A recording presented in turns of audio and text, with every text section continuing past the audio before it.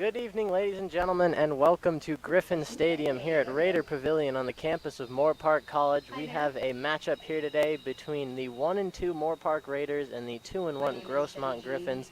Ian, coming into this game, Moorpark gave up 350 yards and 4 passing touchdowns last week. How do they combat that? Of course, like you said, the defense has had some struggles.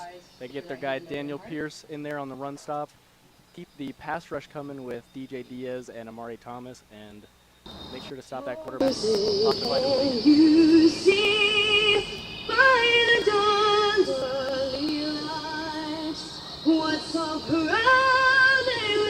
held at the twilight's last gleaming, whose broad stripes and bright stars through the perilous fight.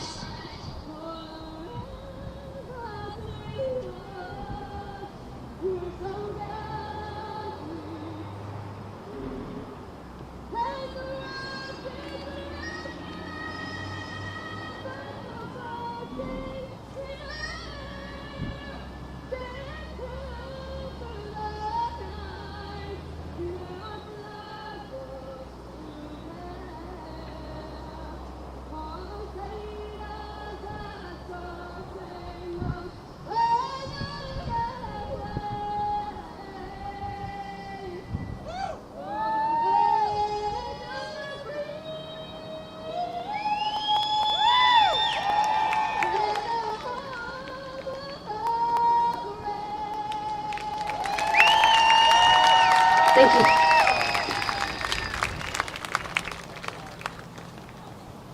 As we welcome you back to Griffin Stadium, a great national anthem sung by Betty Jean Hannah Baker. And Ian, we talked about Moorpark giving up a lot of passing yards. You talked about the defensive pass rush. What else do they need to do to sort of slow down a passing attack that has been dominant against them? Well, the pass rush has got to be there. They got to be getting in there, causing some pressure, and they need to be covering their guys, dropping into zones.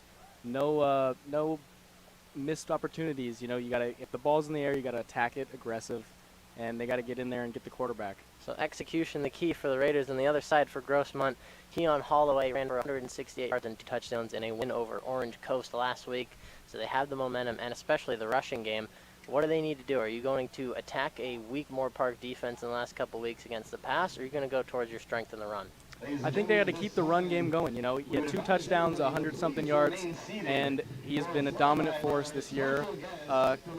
Their quarterback, Karisi Masi, has been throwing very well also. I expect them to have a balanced run game and pass game attack at this Moorpark defense. Well, and now we get ready for a flyover from Jax the Hawk. We'll head down towards the center field. And he makes it there. Great form on the flight. First completion of the day. And with just under 4 minutes to go until kickoff. And Jax will take off again to the end zone. Once again, ladies and gentlemen, that is Jax the Hawk with their trainer, Sam. And the Raiders exit the locker room and head towards the tunnel made by the cheerleaders, youth and from the college. And their advisor, And it's homecoming tonight, Ian, for the Raiders, and obviously an early game due to the distance for their opponent, Grossmont, down in San Diego.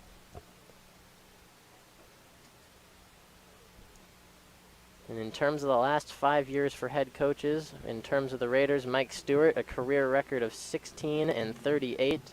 And for Michael Jordan, the coach of Grossmont, the last 5 years, he's been the head coach since 2006. But since 2016, he's been 20-33, so a fairly even matchup in terms of record over the past couple of years.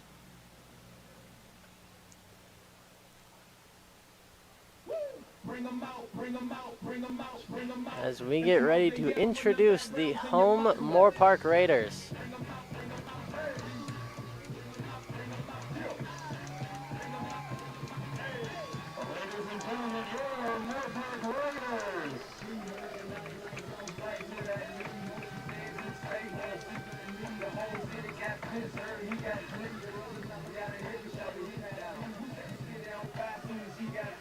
captains head to center field for the opening coin toss.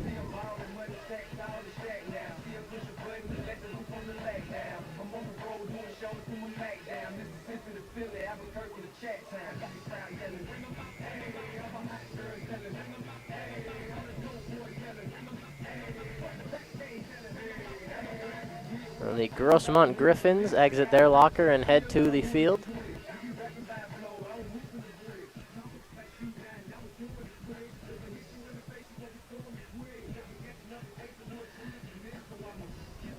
At midfield, we have the official coin toss.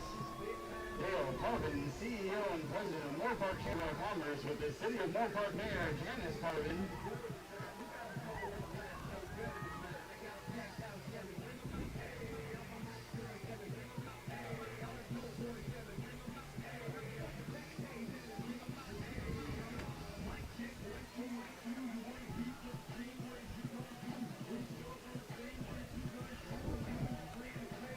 Moorpark wins the toss and elects to defer. And the Raiders win the opening coin toss and have elected to defer, so the Grossmont Griffins will receive the opening kick.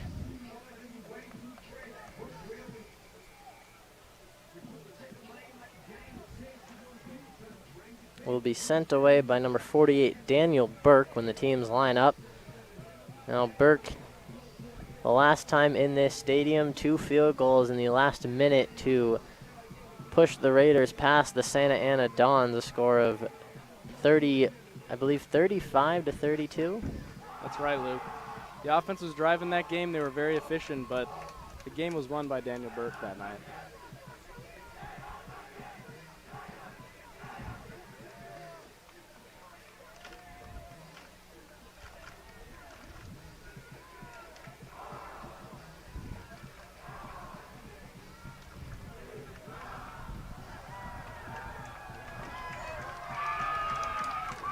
As both teams take the sidelines, we are set for kickoff.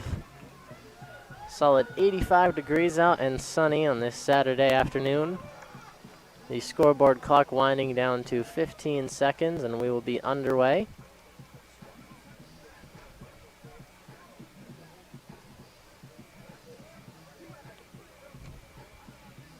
Another fairly warm game here in Raider Pavilion. Expect a lot of substitutions and moves around on the defense and the offensive side. And the teams will line up.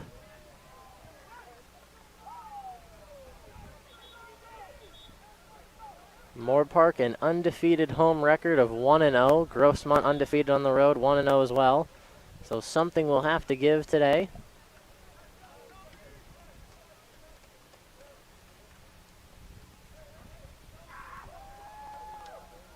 Returner number 4, Cleveland Ford III out there for the Griffins.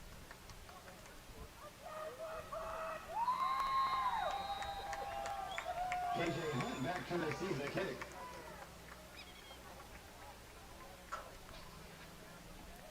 And Tony Johnson will send it away. A deep kick, no return, and out of bounds at about the 3-yard line. So a penalty that will bring the Grossmont Griffins offense out onto the field in great field position. Like you said, Luke, it's a costly penalty very early in the game, first play, and it's going to give them great field position. We'll see how the Moorpark defense responds.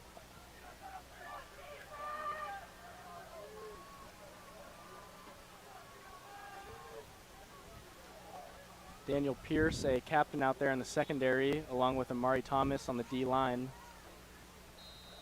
number 54. First and 10 for the Griffins, ball at the 35-yard line. And a run to start to the right side, short and swarmed by the Raiders. A pickup of 1 for the Griffins. They run a hurry up on that play. They're trying to get the defense out in their, there seems to be a flag on the field. There is good eye in the flag. And most of the time on a short run, it ends up being a holding penalty on the offense. That's right, and it looks to be And they'll get them false start. Going a little too early. So 2 penalties on the first 2 plays, 1 on the offensive Grossmont, 1 on the Raiders special team. First and 15 for the Griffins, ball at the 30-yard line. Raiders come out in a single high safety look. And a screen to the side, picking up enough for a first down, 15 yards. The Griffins coming out in a hurry up. They're trying to get the defense on their toes, trying to get them out of position, and it's working so far. They pick up a first down to make it 1st and 10 on the 45-yard line.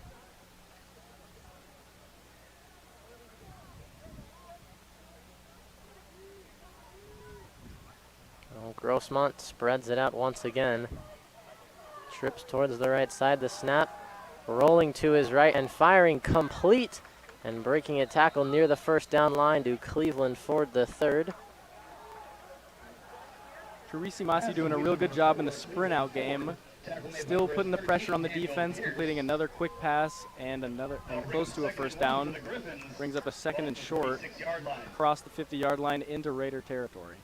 Carisi Masi 2 touchdown passes last week, and now a heavy set. They try to sneak it with Carisi Masi. He picks up enough for the first down across the Raider 45, down to the 43. First down, Griffins. Ball will be spotted at the 45-yard line. Marching down the field already into Raider territory. Just 3 plays.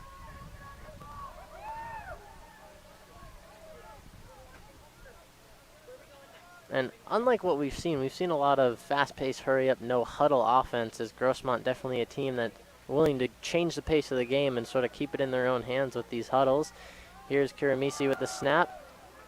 And nowhere to go. Swarmed at the line of scrimmage and dropped. Like we said in the pregame, they love getting it to their guy, Keon Holloway. He had 100 yards last game, 2 touchdowns. The Raiders stop him on that play, brings up a 2nd and long. 2nd and 10 for the Griffins.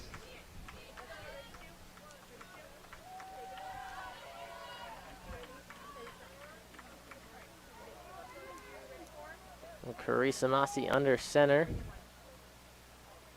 Tight end in motion to his right. Play action. Looking deep towards the sidelines, towards the tight end. Complete to number 20, Junior Salas, for a pickup of 5. Quick play action play. Motions the tight end over to the right side, and he's able to get into the flat and pick up a few yards for a 3rd and short. Correction, the pass was complete to number 80, Lucas Spencer. And 3rd down, the first of the game that this Grossmont offense has faced. They go under center and trips to the left of Carisi Masi. Here's the snap, looks towards the left, pump fakes, fire, short, complete. We'll see the spot looks to be just about a yard short. But they will give him the first down. A generous spot moves the chains for the Griffins. So far, all the passes have been in that hook to curl flat range. The linebackers need to get out into their zones quicker. Carisi Masi has been tearing them up lately. No incompletion so far. Starts the game 3 for 3. At the Raider 35. I-form set. Handoff to the right. Cutting up field for a pickup of about 2 yards on the play. The handoff was to number 6, Keon Holloway. Keon Holloway, the ball carrier. 1 yard gain on the play. 2nd down and 9 for the Griffins. Ian Holloway, we mentioned in the pregame, he had over 160 yards last week, 2 touchdowns, ran Grossmont to a close victory over Orange Coast. We've seen a heavy dosage of him on this first drive, maybe not as much as we'd expect. There's a tight end in motion, handoff to the right, and brought down is Junior Salas, number 20, the running back. Luke, as you were saying, they like to get it to their guy, Keon Holloway. It's early in the game. They've kept the defense on the field so far. Expect them to keep their passing game going. They haven't had an incompletion yet. Overall, they're going to get it to their running back. Throughout the day, it's hot. You know, they're going to keep that defense tired and on their toes. See how they come out in this next look. A lot of under center, same as the last 3rd down looks. Trip to the left. A bubble screen complete, and short of the first down is Cleveland Ford III. And Carisi Masi's drive stalls. Number 22, C.J. Jackson with the helmet off. He has to come off the field. And checking in for him is Brylan Skurlock Jr. from Skyline High School. And a 4th down and 4, seemingly 4th down territory for the Griffins. The offense stays on the field. Coming out in that spread look with the tight end on the left side. A motion. That's Dylan Snyder, a roll to the right, pump fakes, Carissa Massey down, over the middle, complete to Cleveland Ford. And a first down on 4th and 5, a pickup of 15, and that'll move the chains for the Griffins as they enter the red zone on the opening drive of the game. That's right. Yet another completion. Raiders seeming to get into the backfield on that one, cause some pressure. There's another rollout to the right, firing short, incomplete, was looking for his tight end, Lucas Spencer, the first incompletion for Carisi Massey of the day. So far they've been doing great on the quick concept routes. They have a curl and then they have an out coming over, crossed under it. Couldn't make the completion. Brings up a 2nd and long in Raider territory in the red zone. 2nd down and long. Holloway is back in the game. Wouldn't be surprised if they go to him to sort of set up a 3rd down and manageable. But they go past, bubble screen complete, and a big hit in the flats for the Raiders. Number 24, Michael Garibay. A huge hit on Cleveland Ford the third. Garibay does a nice job reading the bubble screen, coming up quick, forcing the tackle, forces him to stop his feet. The rest of the Raiders come in to make a stop, bringing up another 3rd and long. Well, 3rd down and 10, you got to be anticipating pass. They've given up 2 3rd down conversions on this drive alone. Back-to-back 3rd downs at that, and Grossmont inside the 20. Carissa Massey drops back, fires deep to the left, nobody home. Incomplete, 4th and 10. Our first shot down the field for Carisi Massey, off target, brings up a 4th and long. Kicker's coming out on the field.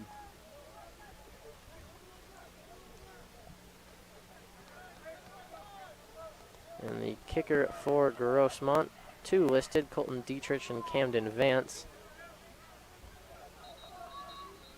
along with 61. Jorge Aguilar.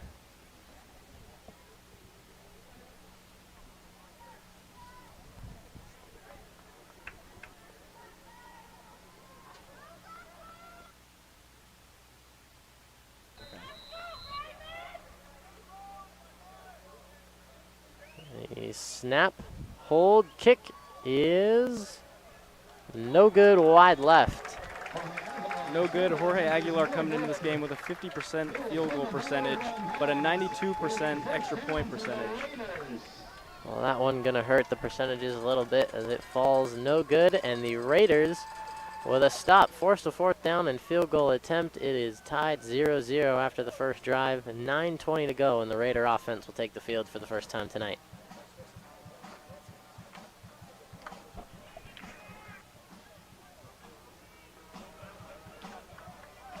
Bennett Johnson hitting the field. We were sort of curious if we'd see Bennett Johnson get the start. Moorpark ran a 3-quarterback committee last week against Mount San Jacinto. Johnson not getting the majority of the snaps. A receiver in motion and a flag, false start on the Raiders. Another early penalty in the offensive drive. Each team has one. Another false start. That'll bring them back 5 yards for a 1st and 15. Well, both teams, Ian, early on, first play for both, a false start. That sets them back behind the chains. Grossmont capitalized and put together quite a drive. Same play, motion, a bubble screen, incomplete, intended for Christian Rivas-Keener. Rivas Keener, a known return man for the Raiders, gets some action out in the passing game. Can't come up with the completion. Brings up a 2nd and 15 for the Moorpark Raiders. We have a trips look up to the right with Arcelis Johnson, Blake Batarse, and Alex Jones. A lethal trio for the Raiders. A short dump off to number 21, making some moves for the Raiders, Gabe Landless. Earlier in the season, we saw a lot of reps from Royce Powell, now switching to a more shifty back with Gabe Landless. Last week, he had over 100 yards. 2 passes for the Raiders, 1 complete, 1 incomplete. Johnson in the shotgun, double set, A delayed handoff to Landless. A draw on 3rd and 15 goes for only 2, and a quick 3 and out and punt for the Raiders. Interesting play call on 3rd and long for the Raiders. Most people would be expecting pass on a 3rd and long. They go for the cue for the running back draw. Comes up with a few yards, but not too many. 4th and 15. The punt formation will come out for the Raiders. Tony Johnson will send it away from his own goal line. Cleveland Ford, the 3rd, back to return for Grossmont. Player running on late for the return team of the Griffins. And the kick is away. A high spiraling punt will be fielded, almost muffed. But at the 36-yard line, Grossmont will take over for their second drive, 0-0. 7:49 left in the first quarter. Both teams unable to get anything going on their opening drives. And Luke, like you said, not too many movements for the offenses on either side. How do you expect the Griffins to come out after that quick 3rd and out with their offense? I mean, they were doing a little bit of a decent job with the short passes from Carissa Masi. He was doing a solid job of getting the ball out quickly, but just stalled with the missed field goal as a handoff to Holloway goes for a loss of 4. A Raider defensive line in there quickly for the stop. D-line is setting the pressure early for the Raiders. They're in the backfield and they're setting the line of scrimmage. And so far they have stopped the run game.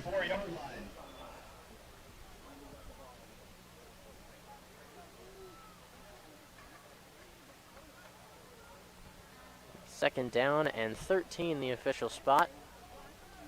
Carissa Masi, another bubble screen. A flag is down, but complete running for a pickup of 8.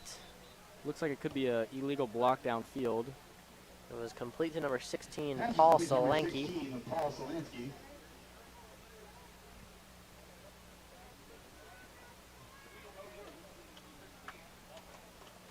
Got an illegal motion from the offense. It's going to push him back 10 yards. We've seen a lot of penalties on first down plays, and it's been every single drive. Grossmont false start, Moorpark false start, and now an illegal motion. Of course, Luke. Penalties early in the drive, that's going to set you up for long gains. 2nd and long here. We got 2nd and 20. We'll see how the Raiders combat this Moorpark or this Griffin attack. And a screen intercepted. Carissa Masi's picked off, running down towards the end zone, and a touchdown, Raiders.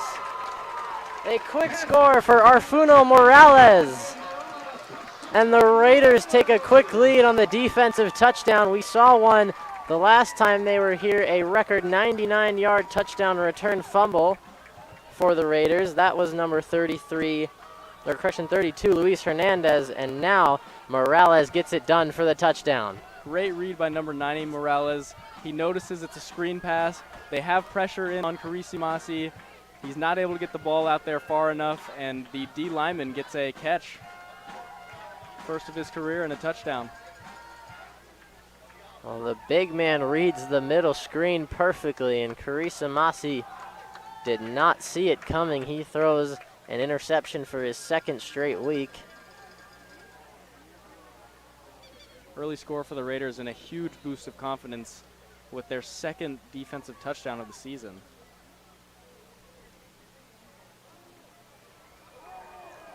The kick is blocked and no good. So a 6-0 lead for the Raiders following a defensive touchdown.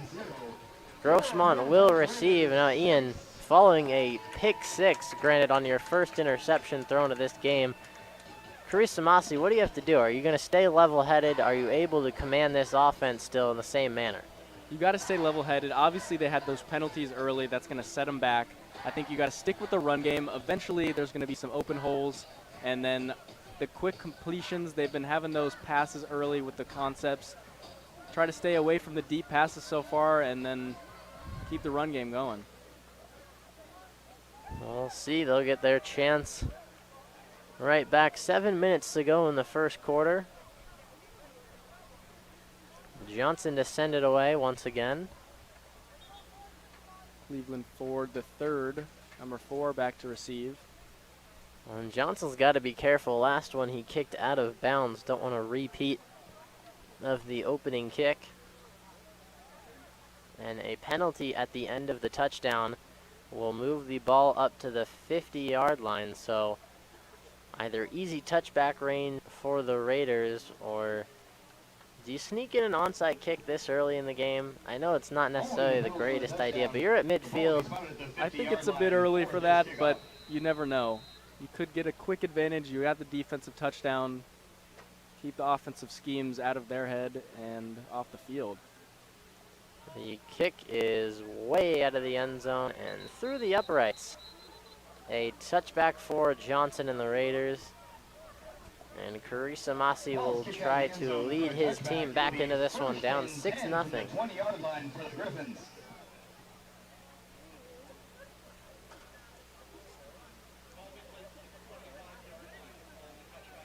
Well, an early treat for the Raiders. A big man touchdown, not something you see all the time, but I mean, what a play by Morales to read the screen, pick it off. Right, he broke a couple tackles on his way to the end zone as well. And now a heavy set for Grossmont. Tight end in motion. Here's the give to Holloway up the right side. Shifts through and met by a swarm of Raiders. Holloway, pick up 3. Holloway able to get past the first line, and the linebackers come in to swallow him up and stop it for a second and long here. 3 yards on the play. That'll bring up 2nd and 7. We haven't seen any. And runs for a pickup of 7. Out of bounds just outside the Raider 30. Carissa Masi rolls out. He's able to avoid the pressure. None of his guys are open. Takes it out of the backfield and is able to pick up a few yards for a 2nd and short here in Raider territory. 2nd and 4.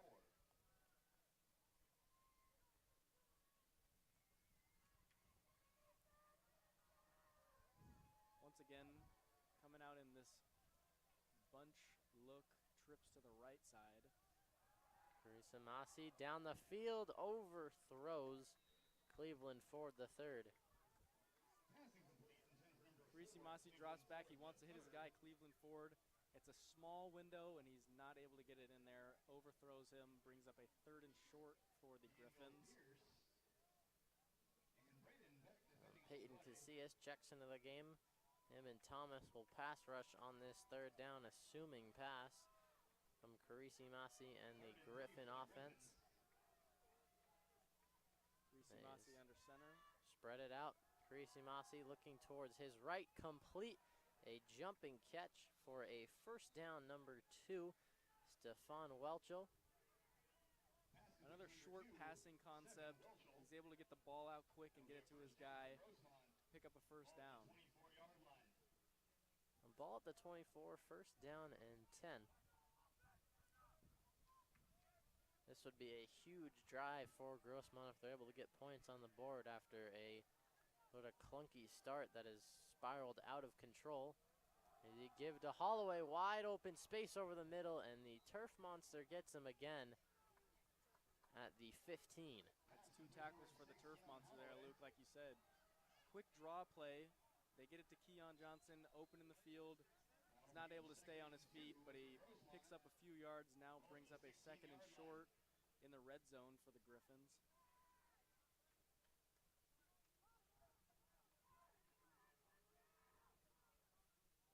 A heavy set, play action. Carissa Masi towards the end zone. Incomplete. He was looking for his tight end once again. Number 80. We do have a flag in the Lucas backfield. Spencer. And it's a holding call against the Griffins. That'll bring him back 10 yards. Well, now 2nd down and long. It sort of opens up keeps the offense open, at least in their terms. They can still run it with Holloway. He's done an excellent job outside of the one fumble that did cost the Griffins to surrender a field goal. That's right. He's starting to get better. He's looking more comfortable out there, making some plays. The offensive line is making some holes for him to run through. The bring out a different running back in the set, giving Keon Holloway a break here. Carisi Masi hands it off. That is number 22, Rene Cosme.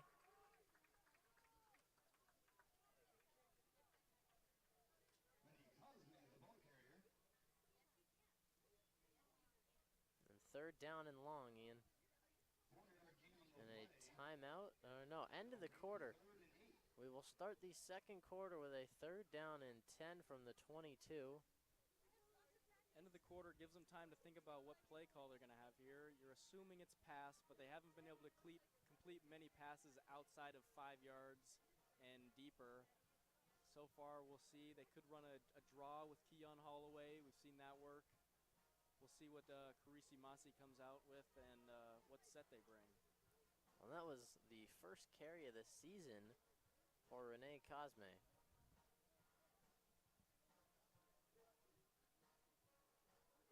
(16-0) your score after one.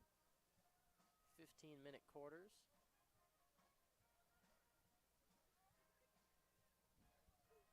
A great day for football. A pretty decently packed crowd here at Griffins Stadium. The band playing.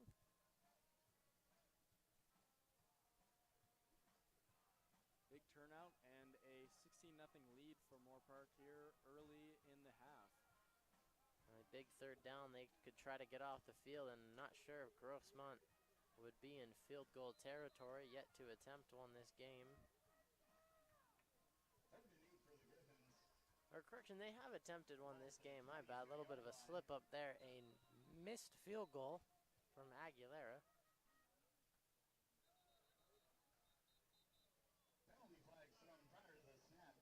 Looks like a neutral zone infraction on the Raiders. Well, that could be a costly penalty.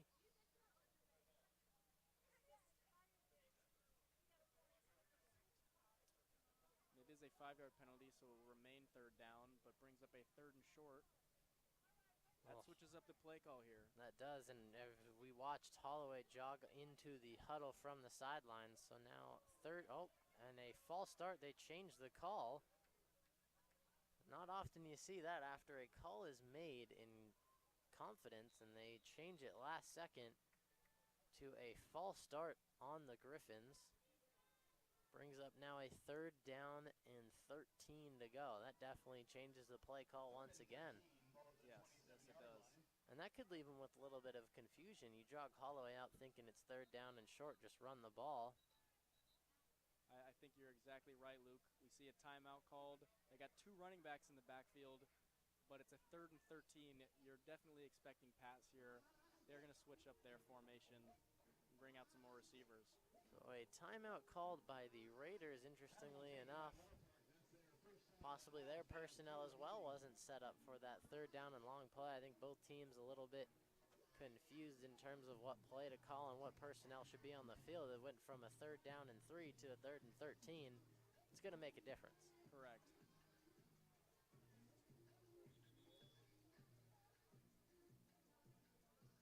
Yeah, Luke, like you said, of course, a 3rd and 13, they're going to bring out more pass rush.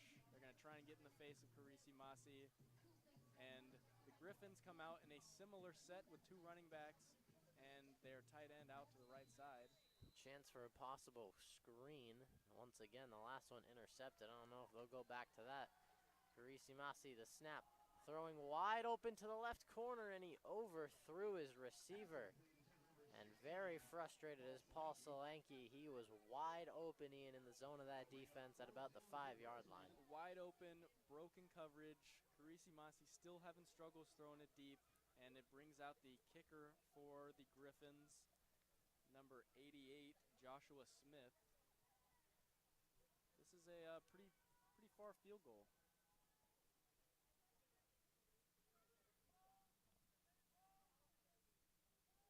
Correction, Jorge Aguilar. Joshua Smith is the holder. A kick on the way. This one looks to be good. And a long field goal for Aguilar after missing the first one. Gets Grossmont on the board for the first time today. 16-3.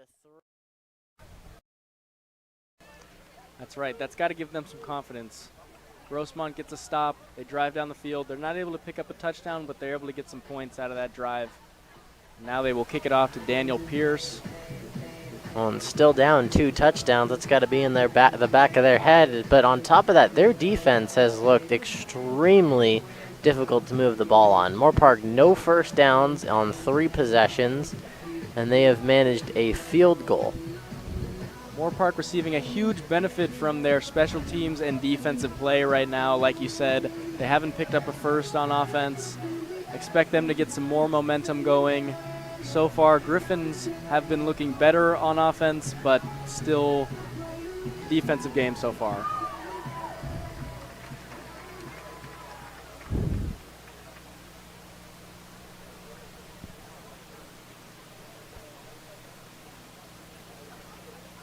And Aguilar set to kick it away, 14:31 in the second quarter. And same amount of time left in the half. And Jacob Monaco back to receive the kick for the Raiders. And new returners for the Raiders, Jiden King and Jacob Monaco back to receive. Deep kick and fielded in the end zone by King. He will take it out. A wall of blockers, and he goes to the left side where he's tripped up at the 27-yard line, setting up a 1st and 10 for the Raiders.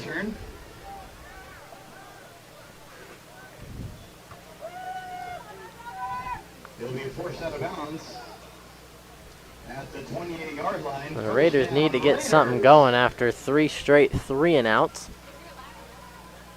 We'll see if they make any adjustments to play calling or personnel. Johnson still in at the quarterback position along with Landless in the backfield. And they go with Cameron Davis once again. We saw this formation twice last drive. Alex Jones alone on an island. Here's a quick pass complete to Blake Batarse, the leading receiver on the season. First catch for Batarse. Expect a lot more of those and a lot more looks towards the slot and at Alex Jones out there at the wideout spot on the left side. Here's the snap firing for Jones and a dud into the ground, not even close to the intended target. 3rd down and 5. 3rd down, Raiders. Bringing up another 3rd and short. Bennett Johnson not seeming to find a quick burst of momentum here. Here's Johnson, pressure coming, fires complete, and a contested grab right at the chains, and they'll give him the 1st down. That is a completion to number 19, River Stout. River Stout, 1st down, Raiders. And the first down for Moorpark. Johnson looks towards the left, fires, incomplete again for Jones. Another incompletion to this left side. And that brings up a 2nd and long. We got a formation change, bringing out number 47 for the Raiders. That is Robert Cosby, tight end. And here's a handoff to Landless. They presumably bring in Cosby for the extra blocking. And a pickup of 5 Landless, averaging about 5 yards a punch. And another 3rd down and 5 for the Raiders. The ball placed at the 44, just shy of the 45 for Moorpark. Landless to the right of Johnson. The snap is a play action pass down the field. Stout pushed and a flag does come in. The ball was way overthrown, but most likely due to the penalty that will be called on Aldo Ondweni on the coverage. That's right, we got a late flag coming out. We got some early tension there with the cornerback and the receiver. A push downfield while the ball's in the air, that's going to be a PI. On a costly 15-yard penalty for Grossmont. They had a 3rd and 5, and it didn't seem like there was much reason to get physical with Stout on that play if you're Onweni. Yep, like you said, Luke, the ball was over his head. Didn't seem catchable, but you still can't make that contact while the ball's in the air. And Another this huge one penalty. called a spot foul.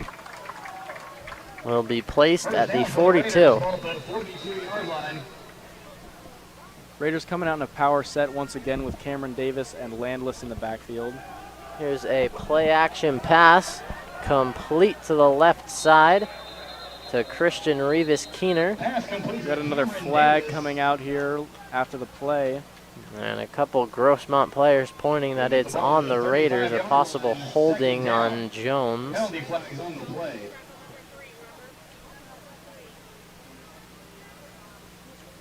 And Cosby checks back into the game for Davis.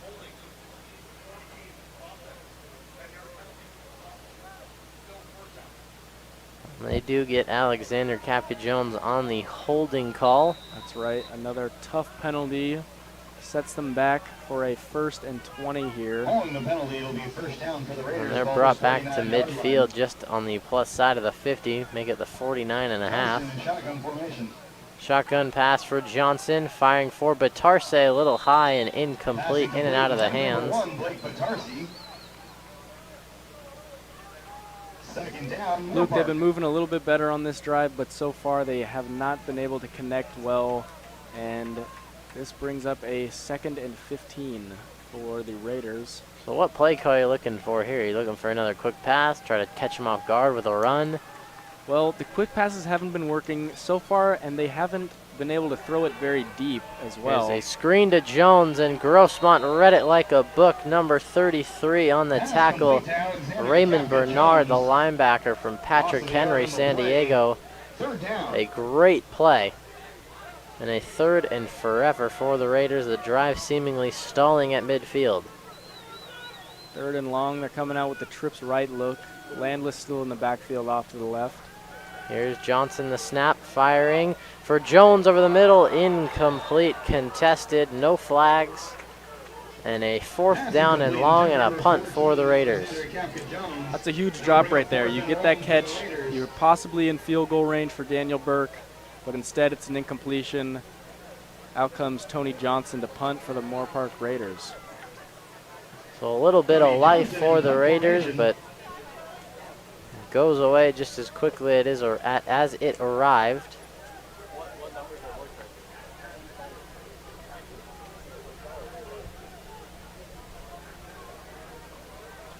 Johnson set to punt it away, gets it off. A high spiraling kick again over the returner, and it bounces at the 1 and is downed at the 8-yard line. What a day for Johnson. Great punt for Tony Johnson. He's able to put some backspin on that ball and gets it in between the 10-yard line. Great field position for the Moorpark Raiders. Bad field position for the Griffins. Here comes Carisi Masi and Keon Holloway out on offense. Well, Carisi Masi, not a great start to this game, or one that he imagined. Picked it up a little bit last drive to get a field goal on the board for his team. A lot of under center from Grossmont. Tight end in motion. They give to Holloway, cuts it back towards the right, and is dragged down for a gain of half a yard by the Raider defensive line. So far the Raider D-line able to set the line of scrimmage and force Keon Johnson inside and able to make the tackle. It's a 2nd and 10.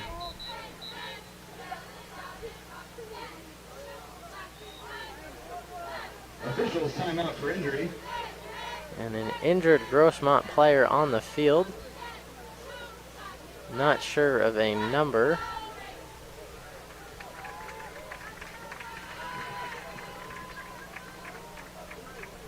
Ladies and gentlemen, let's get right 11:39 left in the half.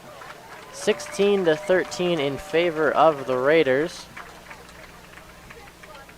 Also in attendance are Moorpark Well, the key Raider plays fans. thus far have been the blocked punt recovered for a touchdown, the interception return for a touchdown, and then the Holloway fumble that resulted in a field goal for the Raiders. but not a lot from the Raider offense. That's right. So far, they have this lead. They have a good cushion. They have some time to get things going, but they're still only up by 2 possessions. Giving the ball back to the Griffins, they could have a long drive here and a score, or they could have another 3 and out, bringing up some more momentum for the Raiders. And injured on the play and walking off the field was number 6 Keon Holloway. Definitely something to watch develop in this game. The starting running back for Grossmont goes down in the second quarter. We'll see if he returns. Big loss for the Griffins. We should see some more touches from Rene Cosby, number 22. Here's a bubble screen complete. A trickery play, double pass, wide open. Complete from Cleveland Ford the third, racing away and dragged down inside the 25 is number 2, Stefan Welchel. Huge play as we see. Actually, we see Cleveland Ford has 3 pass attempts this year so far, and that is a trick play. Huge miscommunication on the secondary. They think it's a screen pass. They let the guy run right by, and it's a great pickup for the Griffins offense. Well, I guess that's one to keep in your bag of tricks when one of your most consistent plays is a quick bubble screen. Why not turn it into a double pass? Works out for an 80-yard completion. Here's a handoff, nowhere to go, losing yards. They'll give forward progress to the 27, but a loss of 2. That is number 34, Ty Eli, out there on the tackle for the tackle for loss. Eli shaken up earlier in the first quarter. Good for the Raiders to see him back out there at the linebacker position. The Raiders come out with their pass rush set, bringing out Amari Thomas and Peyton Casillas. Coming out to bring some pressure on a 2nd and long. Along with Alfredo Morales and Frank Mitchell as the defensive front look on 2nd and long. Here's the pass under pressure, and there's Thomas and Casillas. Casillas gets there first, and Thomas helps him clean it up, and a sack for the Raiders. 3rd down and forever for Carissa Massey. Huge sack by Peyton Casillas. Carisi Massey, it's on his blind side. He's not able to see him get in there. He drops him to make it a 3rd and 15 and seemingly out of field goal range for the Griffins here. They need to get about to where the chains started, so they need about 10 to get back to the 23-yard line if they want to consider Aguilar for a field goal. Carisi Massey shotgun set. Rolls to his left under pressure. Again, fires, and just over the hands of a Raider defender. Incomplete. Intended receiver Dylan Snyder. Broken play. Carisi Massey is able to roll out. Actually, a great pass. Gets it over the linebacker, but the receiver is not able to pick up the completion.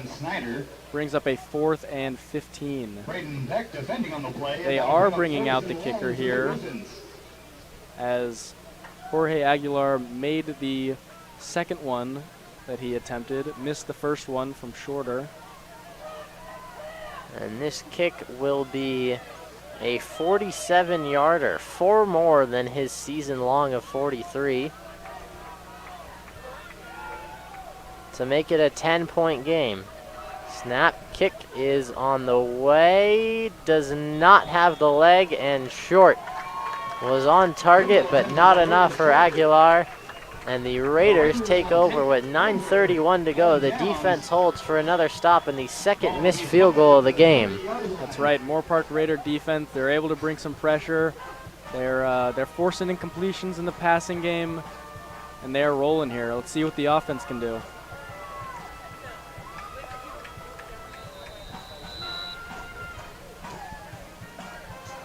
Raiders bringing out a different quarterback here, McLeod Croughton, number 15. Now we saw Croughton in the game last week against Mount San Jacinto. He threw for 100 yards and a touchdown as he gives on a jet sweep handoff to number 25, Royce Powell. First time we've seen Royce Powell in the game. Played a lot in the earlier weeks. No gain on the play. Second down. Powell scored the first touchdown of the season for the Raiders. They got shut out against Ventura, but their second game, the first at home, Powell scored a touchdown on the opening drive in the first quarter.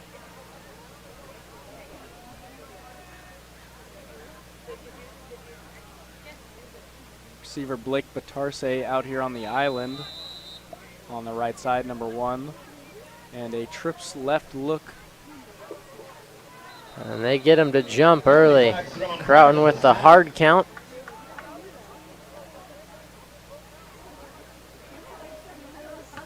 And a free 5 yards for the Raiders.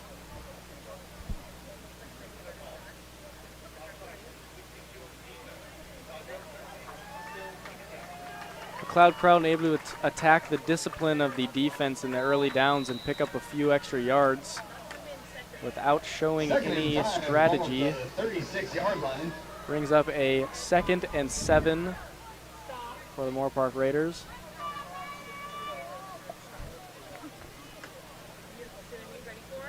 Croughton fires complete, and a first down to Blake Batarse.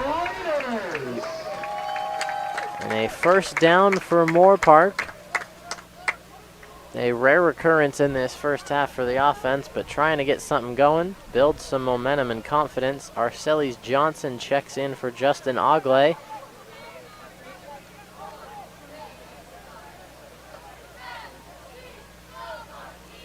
Croughton, quick throw to the right, complete to Jones, cuts it up, back to the outside.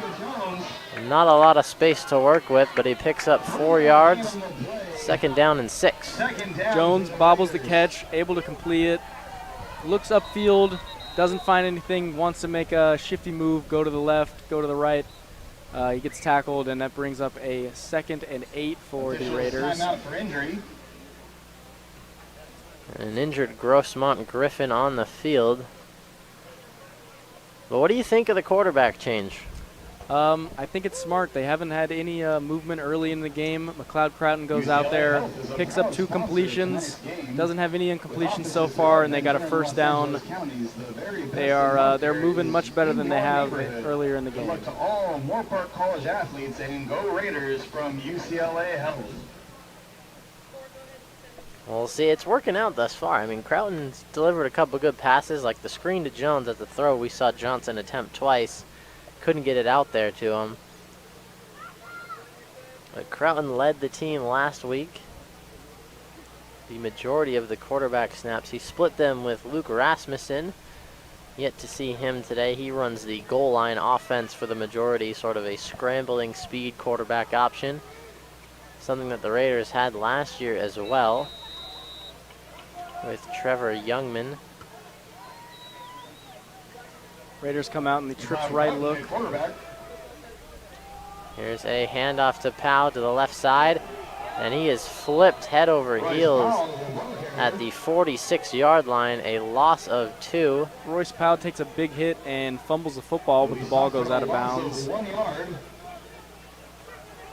now a 3rd down and 10. You finally had something going, and now you face a 3rd down and long.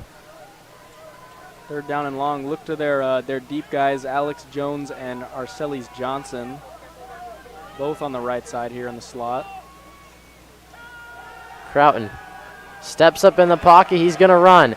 Does he get to the sticks? He lowers the shoulder and picks up a first down. Not often you see a quarterback try to lower his shoulder to pick up extra yards, but trucking through 2 defenders, and he moves the chains. Right, like you said, Luke, risky play by McLeod Croughton, but he's able to scramble and pick up the first down. Takes a big hit, but he looks fine out there. He looks comfortable. I guess that just goes to show that Madden isn't very accurate. Quarterbacks don't always fumble. That's right, Luke. Here's the handoff to Powell, a flag at the start of the play. Penalty flags on the play. They let the play run.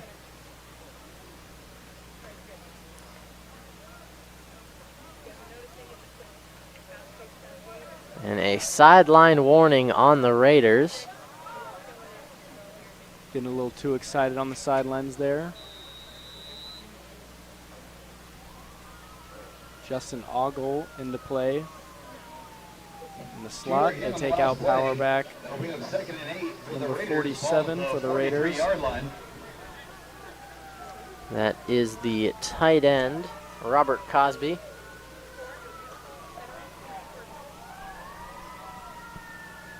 Well, a 2nd down and 8.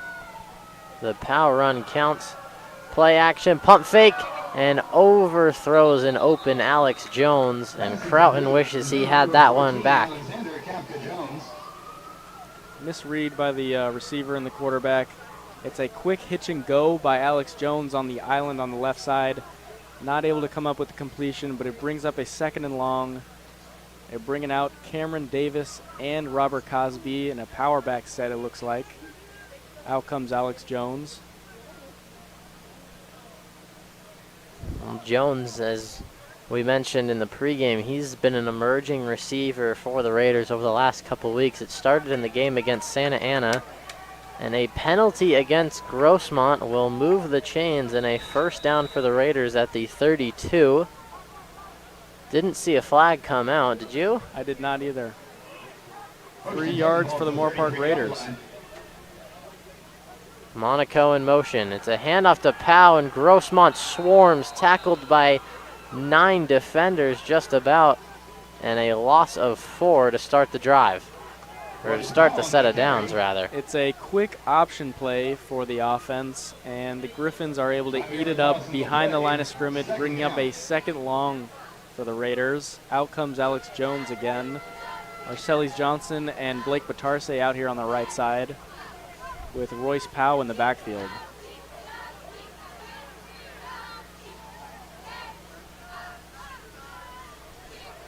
Croughton looks towards the left, fires high and complete to River Stout. And uses that 6'4" frame to come down with it. 3rd down and 10. They're nearing Burke field goal range, need about 5 more yards. Clock winding down, 5:28 left in the half. It is 16-3. Moorpark has the lead. Croughton looking to pass, under pressure, a flag. This is going to come back on a hold, but could be declined as they only pick up about 2 on the Stout grab on the sidelines. Interesting rollout play. McCrowd Cloughton hesitates, and the lineman is not able to hold his block. Tackles him to the ground, and that will be a penalty. We'll see what the Griffin coach decides to do. He wants to send him back. He will accept the penalty. Well, this gives the Raiders 1 more play to, I mean, possibly they were in field goal range or borderline field goal range. Didn't like to take the chance, and now you got to force the Raiders to pick up yardage. They're going to be punting on 4th down. That's right, Luke. And we still haven't seen too many balls downfield from McLeod Croughton. Neither have the Griffin defense. They have the trips right look here with Batarse up at the island. A go-to receiver, but they roll to the right.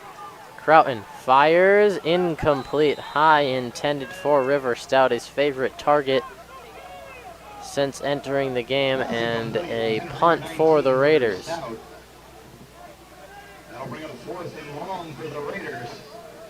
Well, you get a chance. You're punting from plus territory. This ball will be kicked at around the 47 for Johnson of the Raiders. Right, and so far in this game, Tony Johnson has been nails. All of his punts have been inside the 15. He's killing it out there, and so has the rest of the special teams for the Moorpark Raiders. We'll see if that continues. Punt away, another perfect punt. This one out of bounds. It will be marked as a touchback. We'll see where they play it. They rule it at the 4, a coffin corner from Johnson. And you mentioned nails. That continues. He has been absolutely perfect. The special teams has been an ace in the pocket for the Raiders. Great punt placement by Tony Johnson there. And that puts the Griffins in terrible field position in between their own 5-yard line. Now, last time they were down here, we saw the double pass from Ford the third to Welchel.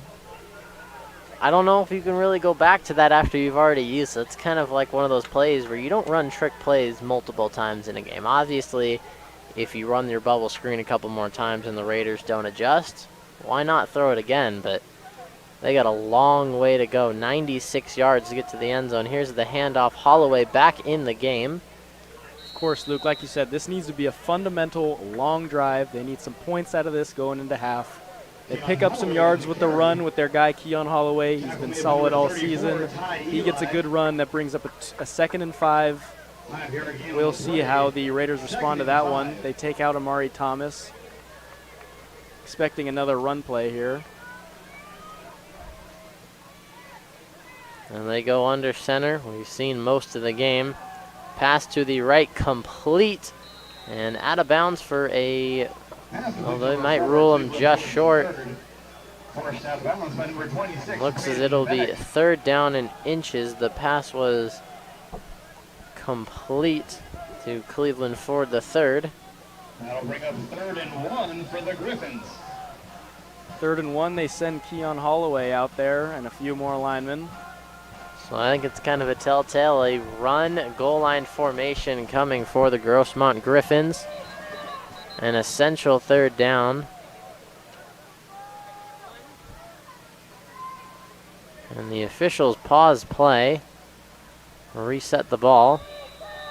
And the clock running at 4:15 left to go in the second quarter. A quarterback sneak. We'll see if he picks up the first. It looks as if Kiramisi did. Smart play call by the Griffins. They bring out the power back set. They bring out an extra tight end and a power back. You think it's going to Keon Holloway, and Karisi Masi takes it for 1 yard and a 1st down. On a big 1st down at that, you needed to get something going. You got to chew the clock most of all here. You do not get the ball to receive. The Raiders will get the ball to open up the second half, and with 4 minutes left, you don't want to leave them any time. Here's the screen to Ford. Brought down at the 22. Tackle made by number 33 for the Raiders, Nico Neres. Another quick pass concept that we saw earlier in the game from the Griffins. That is a completion, and another 5-yard game, bringing up a 2nd and 5 for the Griffins here. We got a trips right, slot bunch look. A roll to the right, under pressure, delivers a strike to Ford past the chains, and another 1st down throw for Karisi Masi. Cleveland Ford the third finding a good window in there in between the linebacker and the corner. Karisi Masi able to hit his man, pick up 1st down. And here's a handoff now on 1st down to number 24, Chris Darty. Or correction, Renee Cosme, number 22. It's seemingly a 2 running back system between Cosme and Holloway. Holloway getting the majority of the touches. Here's a quick throw to Ford in the flats. Tackled by Braden Beck without the football. Incomplete, 2nd down, or 3rd down now, and 7. 2nd down, they're trying to run a quick look, get the defense off guard, not able to pick up a completion. Still a 3rd and long. Expect a pass here from the Griffins. They bring out Keon Holloway and an extra tight end. We've seen this set quite a few times. They like to bring Holloway and the tight end in to threaten a possible run, but we've seen a lot of bubble screen passes out of it. Karisi Masi looks towards his right, not there. And under pressure, fires one up and out of bounds. The Raiders wanted a hold. And in on the pressure was number 43, Christian Colhoun. Luke, like you said, interesting no call there. Colhoun got some extra hands on him. Karisi Masi is able to scramble and get the ball out. No turnover there. Brings up a 4th and long. And Joshua Smith is here to punt with Daniel Pierce back there to return. Well, we've seen a good return from Pierce already. We'll see if he can get something done again, and the Raiders can work the 3-minute drill. 2:51 to go in the half. a 13-point lead, 16-3 in favor of Moorpark. The high snap on the punt. He doesn't get it away at first. Readjusts and sends one to the 30. Pierce shakes a tackle and tripped up at the, and a flag is down, and 2 flags. Moorpark in 81 for Grossmont, possibly getting into something. And it is first down Raiders, a 10-yard penalty, a block in the back. We'll move this back to the 25, where they will start with 2:37. It's another costly penalty. You know, they could have got the ball at the 40-yard line, drive, and get in the field goal range. Now they have a much longer drive here with 2 minutes and 30 seconds left. We'll see how McLeod Croughton handles this pressure here. Davis does a fullback, sort of H-back look. Here's the handoff to Powell. Will fight forward and pick up 3 on the play. 2nd and 7 for the Raiders. Under 2.5 minutes to go now in the first half. That's right, Luke. Clock's running. Eventually they're going to have to throw it downfield, maybe get out of bounds, look for some corners, some outs, some hitches, maybe a bubble screen play out here on the right side. Croughton firing deep on the corner route. Way overthrown for Batarse and incomplete. 3rd and long. Another 3rd and long. Here comes Arcelis Johnson and tight end Robert Cosby, along with River Stout and Alex Jones out there for the personnel. One of the starting corners on our side, number 35, Bryce Orr, stands at 5'10". Arcelis Johnson at 6'5", a matchup the Raiders might want to look towards later in this game. They don't on this play. Croughton going through his progressions and firing incomplete for Jones. Nothing there. Out of the bunch look, and a quick 3-and-out for the Raiders, and Grossmont a chance to mount a drive. That's right. Grossmont defense in there. The pocket is collapsing. McLeod Croughton steps up. He sees his guy, airs it out, but it's a little bit over his head. Brings out punter Tony Johnson, who we know has a big leg. Please have your tickets ready as we will be announcing the numbers in just a few moments. Once again, if you have... Back to return for the Griffins, number 16, Paul Solanke. Please have your tickets ready as we will announce the winners in just a moment. Johnson, another beautiful kick.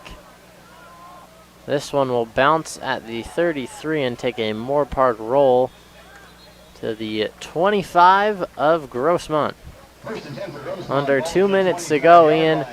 You try to stay aggressive with all 3 of your timeouts. Of course, you got to come out passing. They haven't been able to complete too many passes, but I think you start looking to throw deep.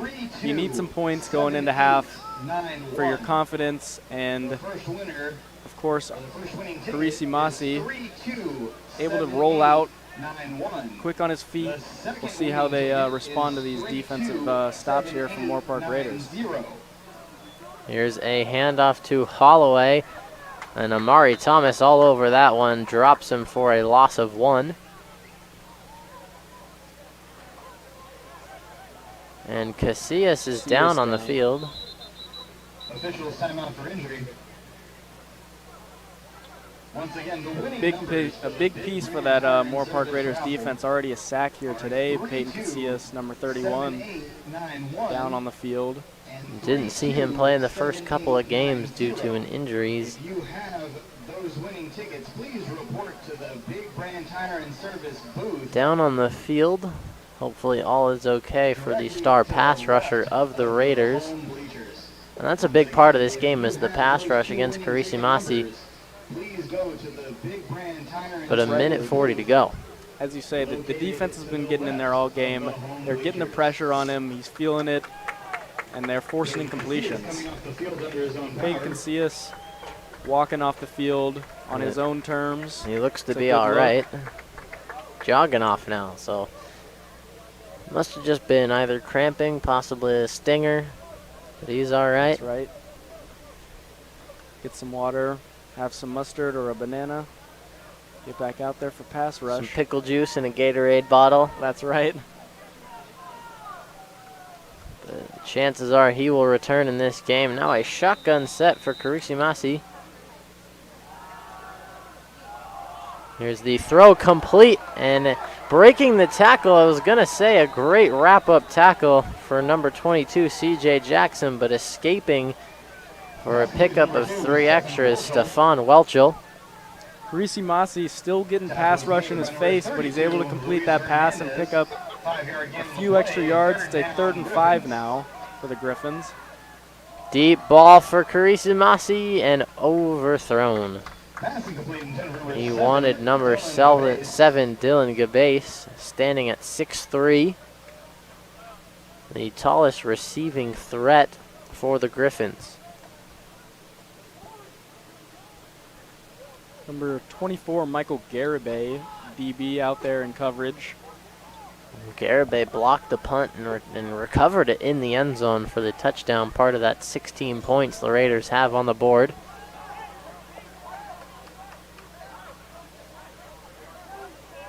And a little bit of confusion for the Raiders, a lot of yelling and trying to figure out their defensive set. 1:09 left in the half for the Griffins. They call a timeout. Well, and in this situation, Moorpark gets the ball back. As the Raiders, do you try to be aggressive? And you have timeouts. You have 2 of them left. You spent 1 in the first quarter. Do you try to get the ball back here on 4? It's 4th and 5 to start. Do you try to anticipate a possible fake punt? I wouldn't think so in this situation. But do you try to drive down the field with these timeouts and possibly extend your lead knowing you get the ball back in the half? I think you have your timeouts. So far, the offense is looking confident since the QB switch up with McLeod Croughton, and they've been able to complete some passes. You got to get a stop here first on special teams. They're bringing out the return unit, it looks like, with Daniel Pierce, but once again, he is also a safety. Well, possibly they play defense, but just have Pierce back up quite a little bit and anticipate a punt. They do have Keon Holloway out there, a running back. This looks like a normal offensive set for the Griffins here. Well, this is bold for the Griffins. Only 1:09 left, deep in your own territory, and you're going to go for it on 4th and 5. You must have a play dialed up. Oh, they'll just try to possibly draw him off with the hard count. And a false start for Grossmont. And the ball was snapped and the Raiders recover it. I don't think that one's going to count. Diaz comes away with it. That is something that just can't happen. Another costly penalty. Gives your punter some more space to punt, but he already had so much. Well, especially you back him up. go to the line in those sort of situations knowing, hey, we're not going to snap the ball, nobody move. I'm just going to try to bark out a couple cadences and hope we draw them off sides, and just a costly mental mistake there. Right, like you're saying, you know, they call the timeout before. You know the coach is in their head saying, don't move, we're going to try and draw them off. A low snap, gets it away, almost blocked again. Pierce will have a chance to return this one at the 40. Pierce up the left sideline, gets a block across midfield. Pierce cuts back in, Daniel Pierce stiff arms the punter, and Pierce has an entourage to the end zone. Touchdown, Raiders! And the arms are swinging, and the scoreboard is dialing up another touchdown for Moorpark. Luke, like we said earlier, Daniel Pierce, a very, very dangerous return man back there. And once again, another huge special teams play, showing you can't overlook special teams and you can't overlook that defense. Great play by Daniel Pierce. He's able to break some tackles and head down the sidelines for another Moorpark Raiders touchdown. Well, if there was fantasy football for community college, you'd want to have the Raider defense special teams in your lineup. A timeout, Moorpark. Try to calm down the team after such an electric play from Pierce. Under a minute to go. And now we've seen a defensive touchdown and now 2 special teams, both on punts, 1 blocked for a touchdown. And now Pierce uses his elite speed and agility to get to the edge and make it all the way. That's right, Luke. This game has been carried so far by the special teams and defense. And it is definitely a deflating look for the Griffin offense and defense. Their defense playing amazing right now. but their offense, they can't pick up any drives, and they're being beat in the special teams game. Their defense has held the Raiders to one field goal, which the drive started at the 15-yard line in the red zone. So nothing to be ashamed of there for the Griffin defense. But other than that, they have let up only 5 first downs for Moorpark in this half, less than 100 total yards. They've done an excellent job. That's right, Luke. Going into halftime, you know they got to talk about getting some momentum going with their offensive game. The 2-point play for Alexander Jones falls incomplete. Bennett Johnson was back in at quarterback. So it seems it's kind of like a dice roll and who's going to go out there between Croughton and Johnson thus far. Possibly seeing Luke Rasmussen in the second half. Not likely the Raiders see the ball back. Chances are, I'd say Grossmont at this point, you just got to take it to the half. I mean, you're down 22-3. Nothing's really going your way. You don't want to make it worse than it already is, obviously, as you did by punting it to Pierce and him running it back for a 60-yard touchdown. Well, Luke, there's not much you can do there. You got to punt the ball. Daniel Pierce, you just got to make tackles. Can't make tackles. You got to pick up some plays there somewhere.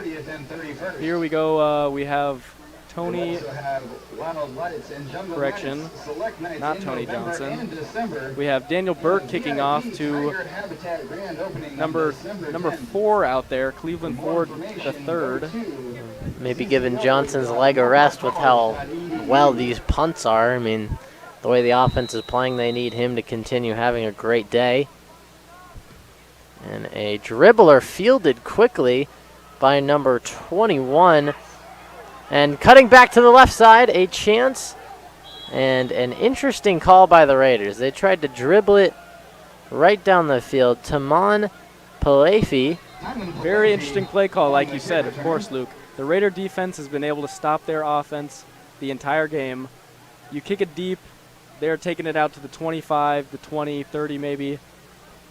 Maybe thinking about kneeing it, getting into half. Now you give them great field position off the squib kick, missed tackle. Here they are across into Raiders territory and possibly in field goal range after a few plays here. Well, how about the heads up from Palefe to jump in front of that squib and save that? I mean, that had some power behind it. That would have dribbled all the way down to whenever Ford was able to get to it, probably inside the 20. Instead, he recovers it at the 40, 45-yard line and makes a return out of it. As you said, they would be kneeling it down otherwise, but now they're going to go for a possible touchdown, looking for a field goal at least. And sacked. There's Amari Thomas the first time today. He had half a sack with Casillas, and both of them in on the play once again. That's right, number 54, Amari Thomas. Huge defensive presence for the Raiders. He's been causing pressure all game, like you said. He has that split sack with Peyton Casillas. He gets in there for one of his own. And the Griffins call a timeout here, stopping the clock. So it seems they're still going to try to stay aggressive despite their first play blowing up in their face. Amari Thomas, I mean, we've talked about him plenty of times throughout the season, and last year as a freshman he had a breakout season along with Casillas, both of them now in their second season as Raiders. Thomas was second in sacks last year. This year he leads the team currently. Of course, Amari Thomas is a dominant force. He's a lengthy D-end out there. He's able to get his hands into the quarterback, stop him for a second and long here. We'll see how Karisi Masi and the Griffin offense comes out in response to that sack. UCLA Health is a proud supporter of tonight's game. All-star athletes require all-star treatment at UCLA Health. It's our privilege to support the talents of student And a athletes trips in right look Moorpark. for Grossmont after the timeout. 36 ticks to go in the half. 22-3. And you snap, looking over the middle, complete, and a big hit. The ball is out, but it is ruled incomplete. That was Stefan Welchel getting clocked on the play. Huge hit by Christian Cahulan. He sees the guy catch the ball, and he's able to get in there and force incompletion with a massive hit. setting up another 2nd and long for the Griffin offense. Well, that's a big call that it was incomplete. Give that another step or two. If that was ruled a fumble, the Raiders had a couple blockers ahead. They could have extended the lead at the end of this half, and that's where staying aggressive for Grossmont when things aren't going your way, that's where it's risky. You're risking the chance of more points for the Raiders instead of just cutting your losses and going to half.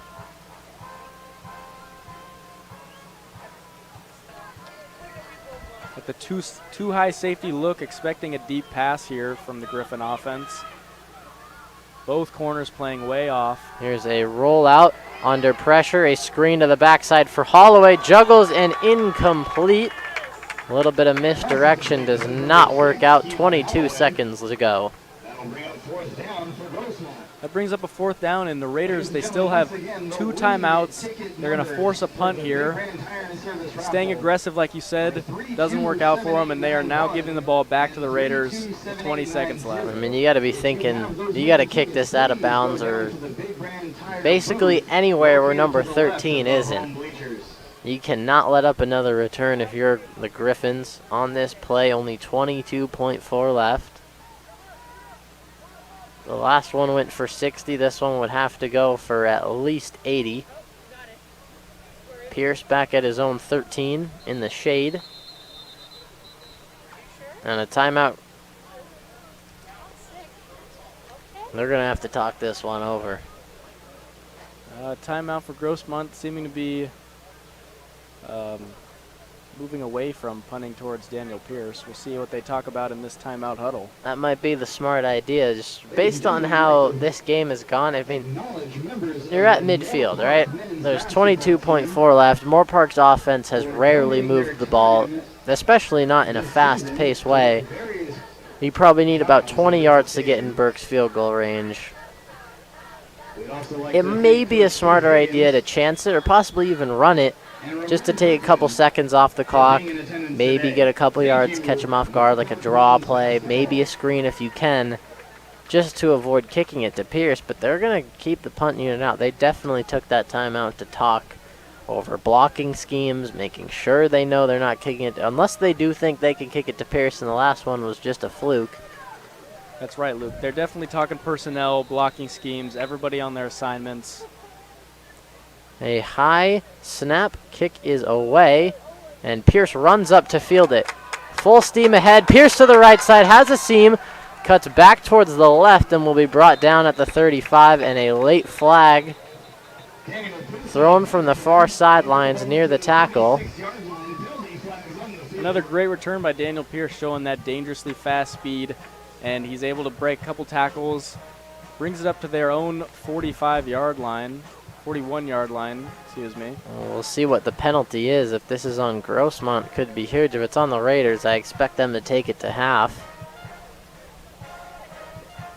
Right, and no need to play aggressive here for the Raiders. You get the ball, unless it's a penalty on the Griffins, you're just going to knee it out and take it to half. Which it's going to be a block in the back on the Raiders. And Johnson in at the quarterback position, 9.6 left. 2 timeouts for the Raiders, but as you said, no need to chance anything. Just take this 22-3 lead, 19 points into the half, which they will. And kneel down for Johnson. And a dominant first half for the Raiders as the clock winds down. Our halftime score, 22-3 in favor of Moorpark on homecoming night against the Grossmont Griffins. And Ian, your last thoughts before we take a break before the halftime show on that half? Well, continue keeping the pressure on defense for the Moorpark Raiders. They've been getting in there with the pass rush. They have a touchdown. They have 2 defensive touchdowns, actually. They have a block punt. Special teams has been going crazy. Everyone just needs to stay on top of their assignments, keep doing what they're doing, and don't get distracted by the lead or homecoming or anything that's going on. Stay on top of your game and keep pounding that rock. Keep throwing it. Play defense. Play your game. So the blueprint is there for the Raiders. They lead by 19, and we will see you all for our halftime show shortly.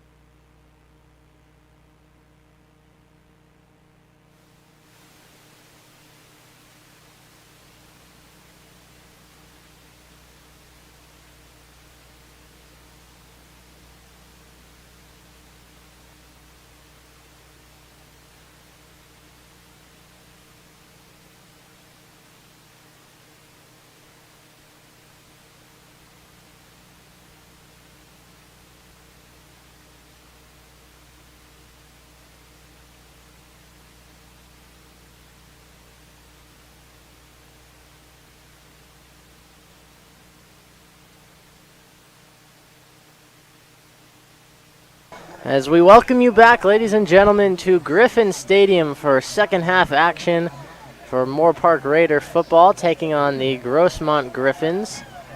And to start the second half, Moorpark won the toss, deferred, so they will receive with a 22-3 lead, Ian. That first half, a lot of dominance on the defense and special teams. They get the ball on offense. They really need a prove-yourself kind of drive. What are they going to start off with? Well, they got to come out. You get the run game going. You have Landless and Royce Powell, two dominant backs. You want to get McLeod Croton out there, making completions early, and, you know, just set up a nice, smooth, confident drive, pick up some points, and extend that lead. Here's the kick, fumbled or muffed by King. Getting a couple blocks. King turning something into nothing to the 25, where the Raiders will set up shop. And we'll see, it looks as if Bennett Johnson will be jogging out to play quarterback for this drive, so no Croton. We've seen a mix and mash of both quarterbacks. Interesting approach here, coming out with Bennett Johnson. They have Landless in the backfield once again and Batarse in the slot, with River Stout out here on the right, wide receiver, and Alex Jones up at the top in a spread look. Looking like a passing formation here. And it is a pass. RPO to Landless, pass complete to Batarse, Johnson's favorite target. Quick concept here, Batarse picks up the catch. Almost a first down, brings up a second and short for the Moorpark Raiders here.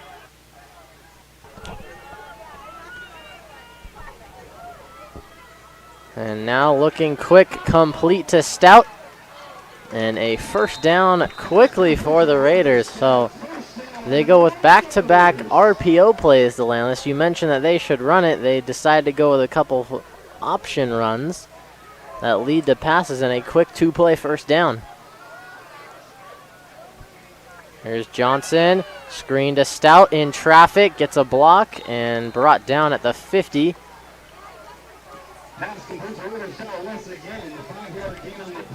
Play there for the Moorpark Raiders.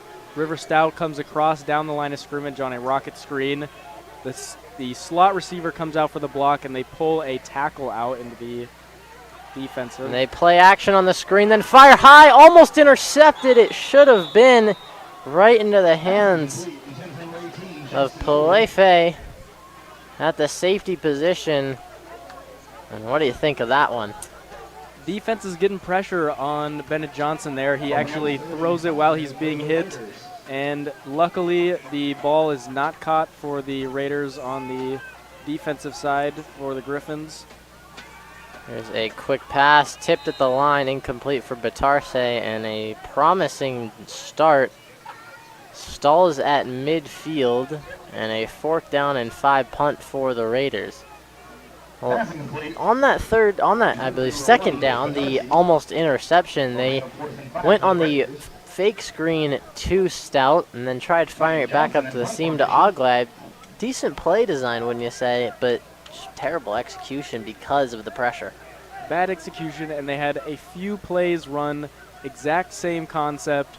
It's a fake, they pull it from the running back, they try and hit downfield, and it doesn't work out.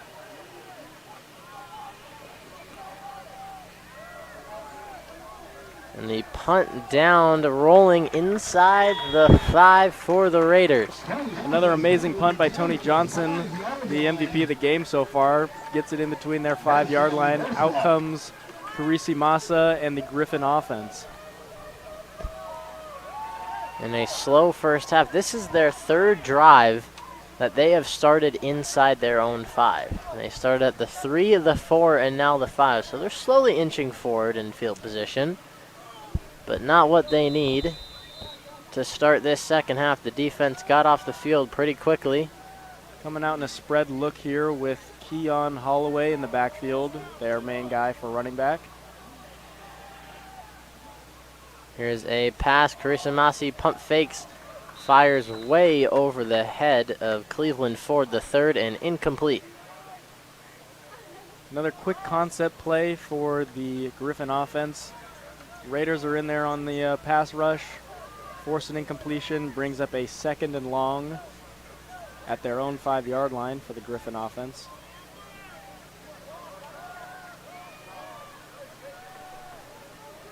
(13:22), 2nd down and 10, ball on the 5.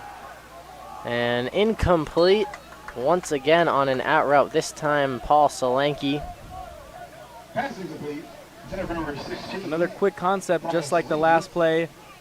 Carisi Masi is looking at his guy the entire play, and he is not able to get the completion. Moorpark Raiders bring up a 3rd and long.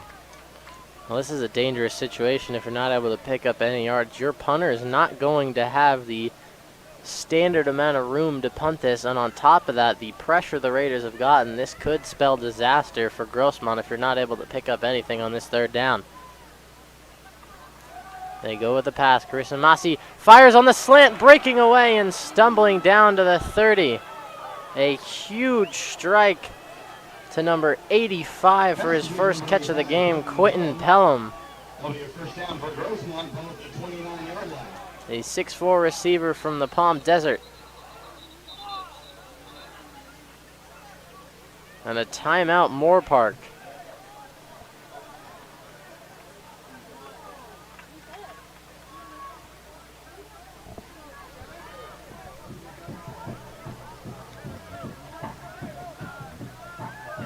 Quinn Pelham comes up with his 3rd catch of the season to bring up a first down for the Griffin offense. Their first down in a few drives here.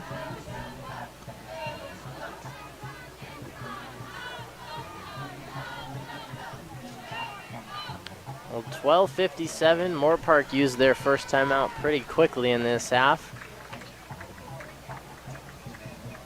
It'll be 1st and 10 at the 29. They need to get to the 39 for a first, only 10. The Associated Students of Moorpark College for supporting our student athletes.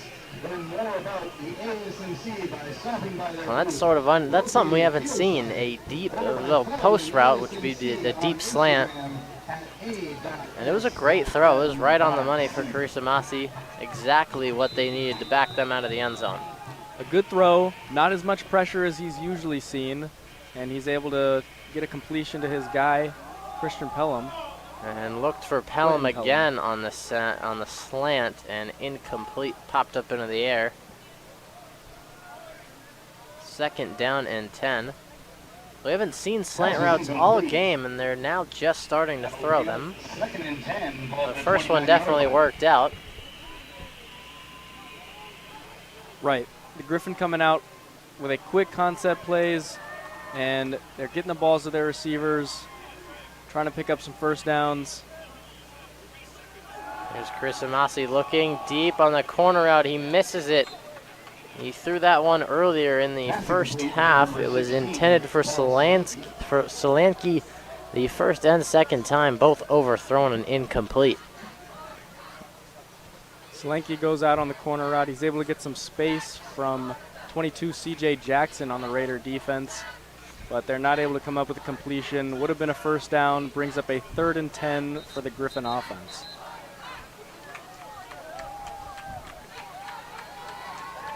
And a little bit of confusion. The referees talking to both teams. Officials sign up for equipment. And an equipment issue with Braden Beck. So Braden Robinson checks into the game for the first time. Spun away Lake High.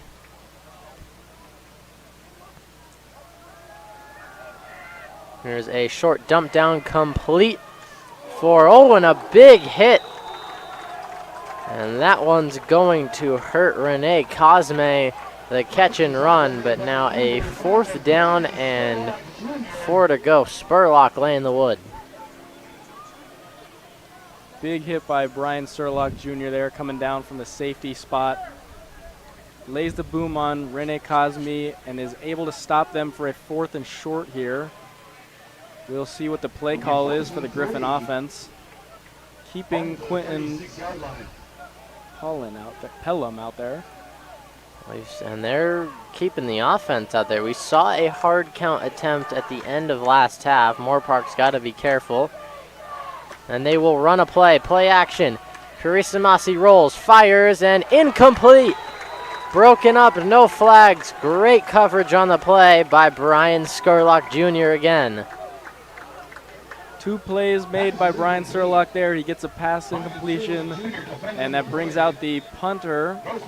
Actually, correction, brings out the Moorpark offense. That was a 4th down there. Well, what do you think about a 4th down call? You are down 19, but it's very early in the second half. There's a lot of football left to play, but you may have just put yourself in a very sticky situation giving Moorpark the ball. 1st and 10 at the 36 going in. You're right, Luke. It's a very risky play call there. So far, your defense has played great, but you don't want to give the ball back to the Raiders offense in great field position and let them have some momentum here. I think you got to punt the ball on that 4th down. I'd have to agree with you there. I was fully expecting just a hard count play, maybe take a delay of game at worst or a timeout. Or maybe you get a look that you like and you decide to snap it, but which they decided to go for. It didn't really seem like the punt was any bit in mind. Right, and now you give the ball to the Raiders in great field position. They're nearly in field goal range already with the 1st down. And so far, we'll see Bennett Johnson is back in the game. Alex Jones at the top with River Stout and Blake Batarse here on this right side.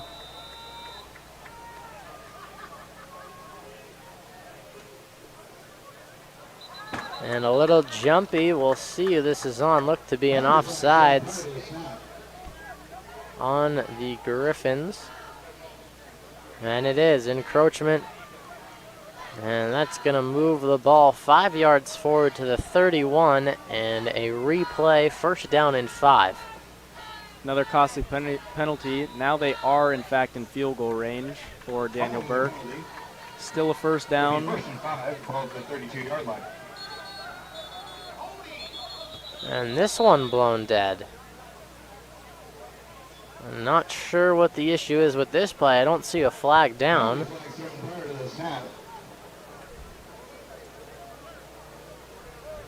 Do you see a flag anywhere, Ian? I do not see a flag. Whistle's blown, play stopped.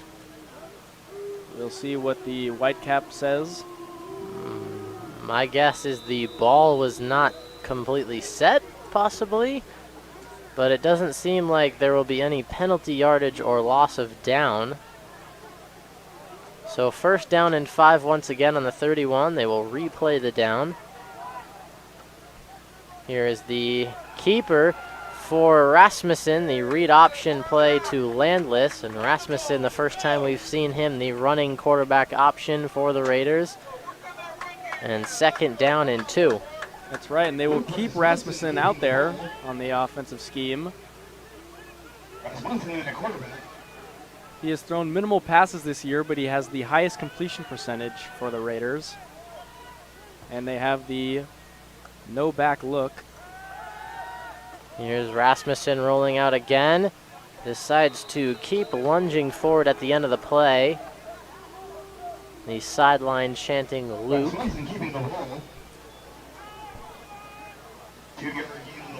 And it is 3rd and inches.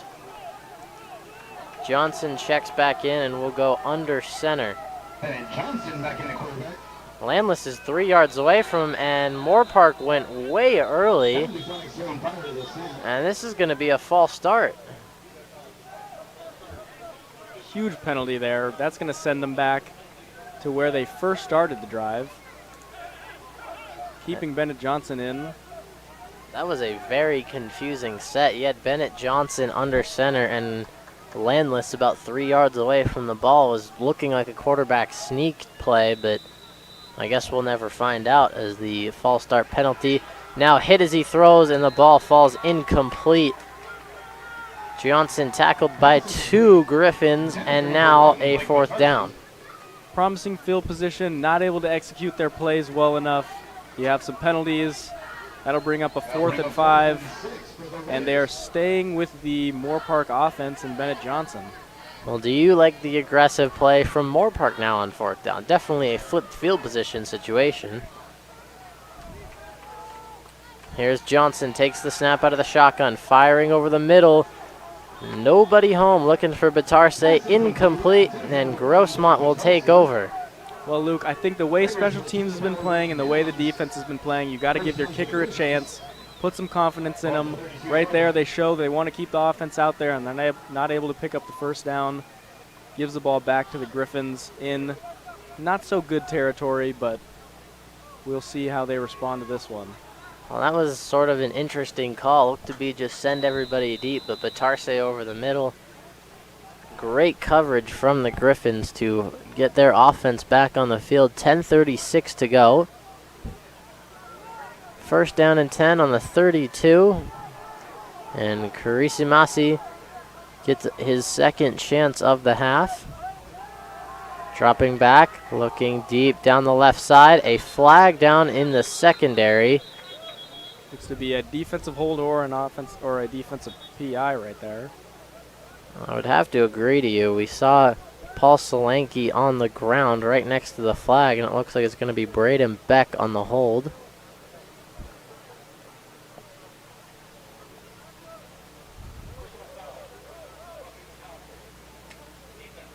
We have a roughing the passer.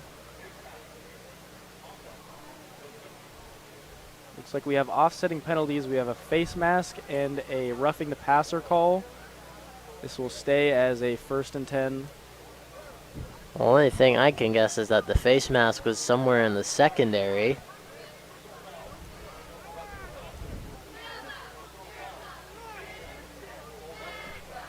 And they change it. Correction, they are both on the defense now.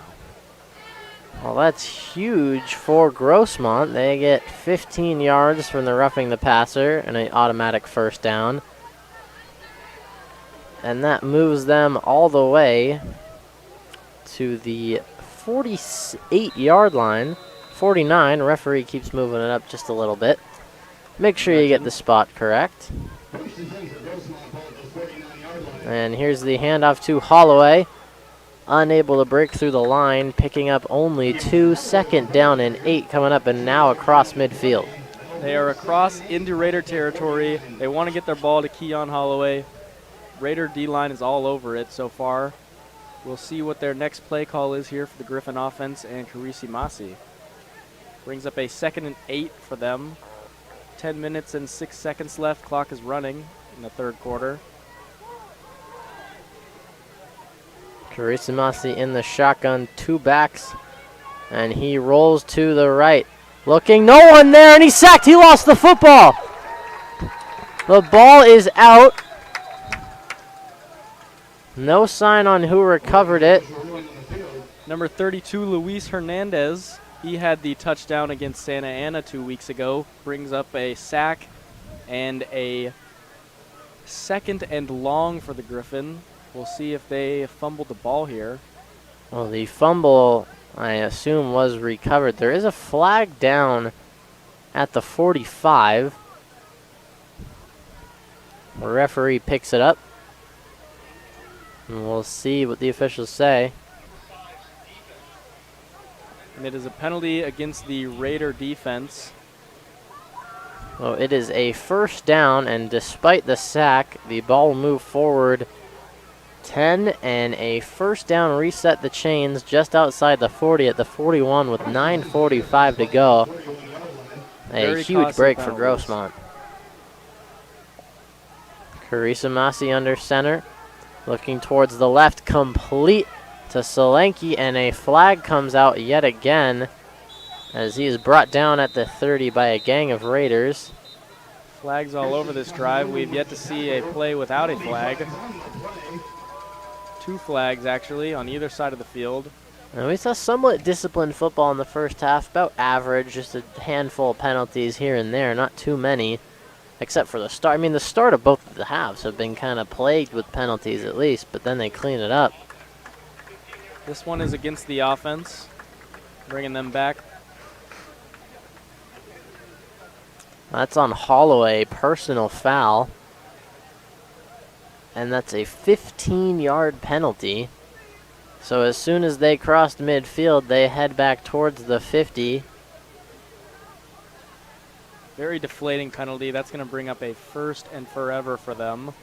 That'll be a 1st and 25, assuming we heard the call correctly, which it will be 15 yards. They are now at their own 45, make it the 44-yard line. So you go from Moorpark's 40 back to your own 44-yard line just on one penalty. And as you said, first and forever, 25 to go. That's right, Luke. In this situation, do you run? It is first, and it's very long. I think Keon Holloway has been able to break some tackles. They want to get him the ball, but they also have been making some completions this drive. I expect them to pass. Well, they do. Pass is intercepted. Picked off, running down the sidelines. Number 34, Ty Eli. Touchdown, Raiders. Ty Eli looked to be hurt earlier in the game. He comes back, and he has made some huge plays. He has a sack, a pick, and now a touchdown. And the Moorpark defense adds on to their total of touchdowns. That is their third defensive touchdown of the season, and all of them coming at home here at Griffins Stadium. It goes to show you they're an undefeated team at home, and the hype is here on homecoming. Defense continues to ball out. We have Daniel Burke out here for the extra point. To make it 29-3, a 26-point lead for the Raiders is up and good. 9:29 left. And could it get any worse for Grossmont's offense? Like you said, you asked if they run it. I told you they would pass it. Ends up being a completion to the defense and a touchdown. Not a good look for the Griffin offense. Maybe a little bit of an announcer jinx there. They went for the pass. You said they would. It just backfired on them big time. And Moorpark, with their biggest lead of the season by far, a team that only averages 21 points a game, has put up 29 with none on coming from the offense. All of them coming from special teams, unless you count the field goals. Those could go towards the offense, which there's only been one. That's right, Luke. And the momentum continues to keep growing, and yet still have not had a very solid, efficient drive from the offense. We'll see if they can come out here. Defense is going to get the ball, or defense is going back out again, of course, for the Raiders. But when they get that ball back, we'll see how they come out with this offensive front and the personnel they decide to go out with.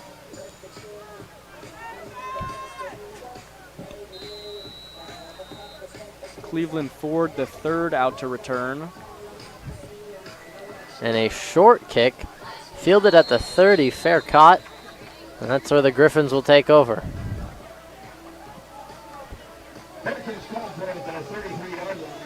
The Raider special teams avoiding Cleveland Ford, the third, out there, a shifty receiver and return man. He has been a big presence in the offense this season. Does this take out the run game? I think with the score that we got right now and the way the offense has been playing, I think you have to throw it. You got to throw it downfield. You got to get some confidence for your quarterback, and you got to continue to drive and fight regardless of the score. We'll see how Carisi Masi handles his pressure. Well, we will, and I mean, that sort of favors the Raiders because that plays right into their best abilities as a timeout from Moorpark. But going into that definitely provides an advantage for Moorpark, wouldn't you say? Right. Their pass rush has been great all season, not just this game. They love to get in there, force some deep ball passes.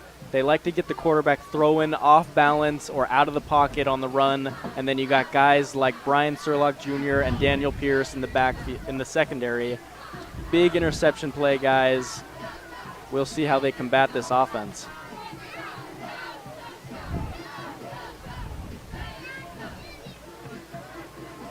A reminder, 9:28 left to go in this game. It is a first down and 10 for the Griffins, yet to run a play on this drive after the previous one was intercepted for a 45-yard touchdown return by Ty Eli. The ball is placed on the 33. And ASMC is also selling packaged snacks. Well, Carisi Masi has had a relatively tough day. I mean, he's thrown 2 interceptions, both returned for touchdowns. Right, the only positive outlook I can see on this is the Moorpark Raider defense has been on the field all game. And this pass complete to his favorite target. as much momentum as the Raiders have, you got to think that this defense is getting tired at some point. That is true. At some point, you would think they've been on the field because their offense doesn't take up much time of possession. It's very short breaks. So this offense can look to take advantage of that, maybe getting a little sleepy out there, catch someone off guard on the outside. They did run a trick play earlier. Maybe they see if they forgot about it. A free play here, handoff to Holloway. Moorpark jumped off sides as Holloway scampers to the 45-yard line. A pickup of 15 and a first down. Right, Luke, and like we said, guys are getting tired. That takes away the discipline. You got a guy jump in, gives them a free play, they pick up the yards. It's going to be a decline most likely, but you got to think that this defense staying out on the field, it's a hot day. There's going to be some mistakes out there.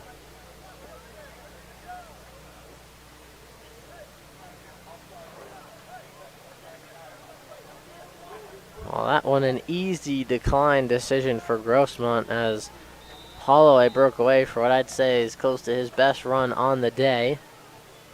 And Moorpark's done a great job of bottling him up, but he has been one of the few bright spots of this offense today. Obviously, 3 turnovers. One of them can be led to him. He did have a fumble that Moorpark cashed in a field goal off of. Here's the give to Holloway again, a burst of speed to the right, cutting back, and another 13-yard run this time, and a quick first down and a late flag. There's going to be some personal fouls assessed on this one. We have a scuffle involving Keon Holloway there at the end of the play. It's continuing. Teams finally separated. But I mean, Luke, obviously we couldn't see anything. like you said, Luke, Keon Holloway has an early fumble, but they're not losing faith in him, and he continues to pick up yards in the ground game. We'll see what these penalties are about. Could be offsetting. We have multiple. We actually have, looks like all the flags are on the field.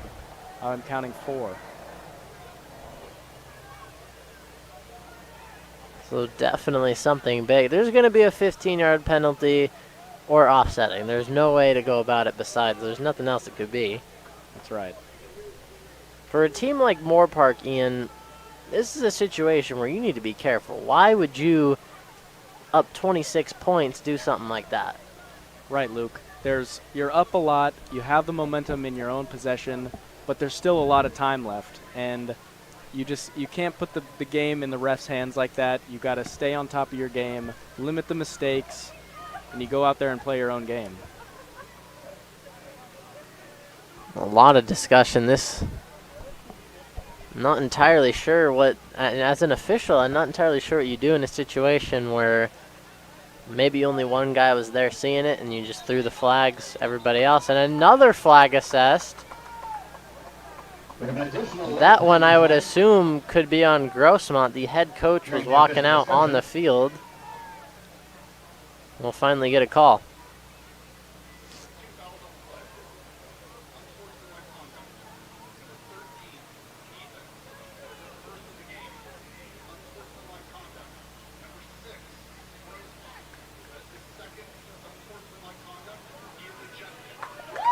So a huge penalty here. We have 2 offsetting. We have a unsportsmanlike on the defense, and then we have an unsportsmanlike on number 6, Keon Holloway. It is his second.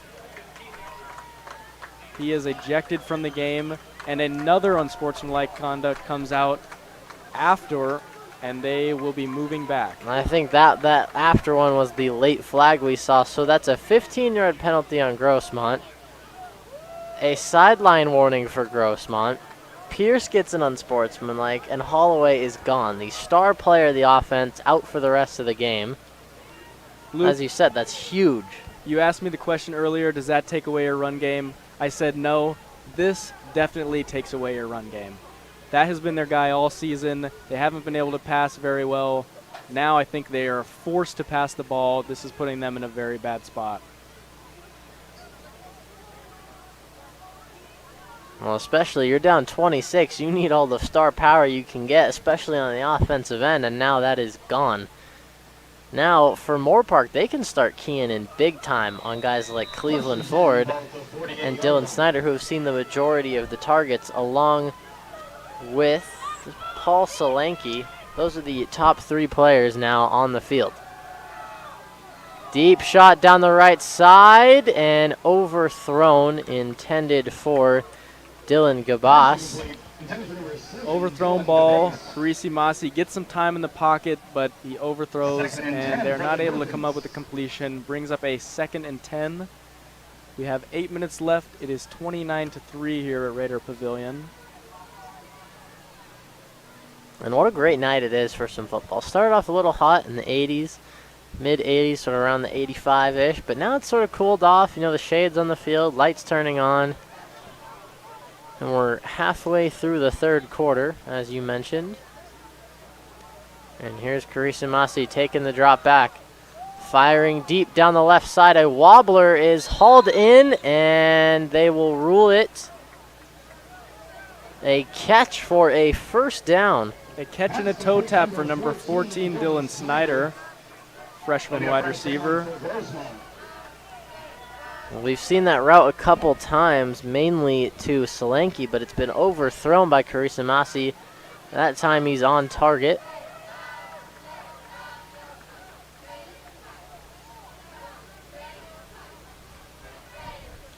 Coming out in the trips right look with the tight end on the right side for the Griffin offense. Under center, play action, deep down the right side. Defenders lost and out of bounds the throw. He was looking for Stefan Welchel wide open at the 20.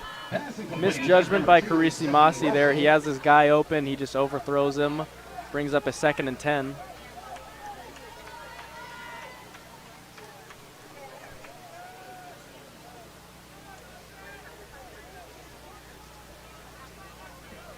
.747 to go. 2nd down and 10, ball at the 37.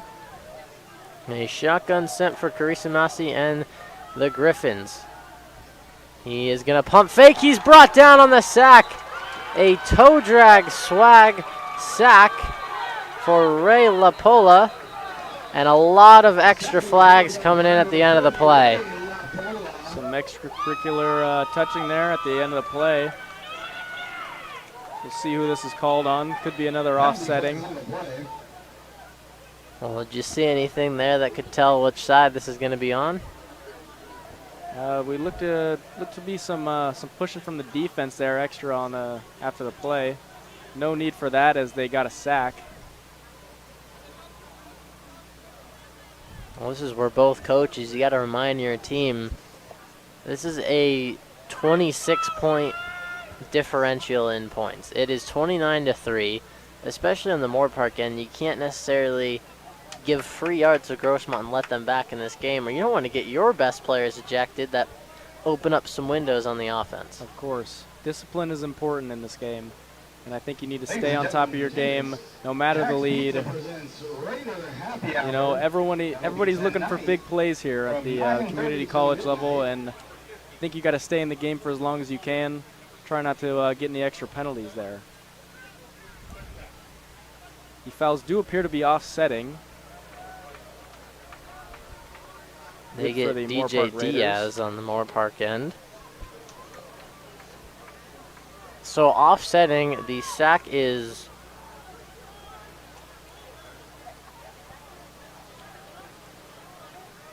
Griffins bring in wide receiver number 85, Quentin Pelham, a tall wide receiver at 6'4". We saw Pelham make the long slant play earlier in the game. Since then, hasn't seen the field. So the sack will stay on the board. It is 3rd and 15.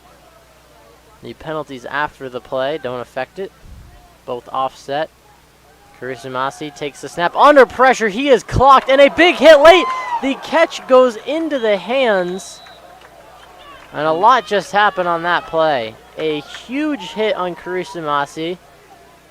A huge hit on the slot receiver, looked to be Paul Solanke, and it went into the hands of Cleveland Ford III. Solanke goes up for the catch. Daniel Pierce comes across, lays him out. He's down on the field. He's hurt. The ball pops out, and they are able to pick up the catch. Very interesting play.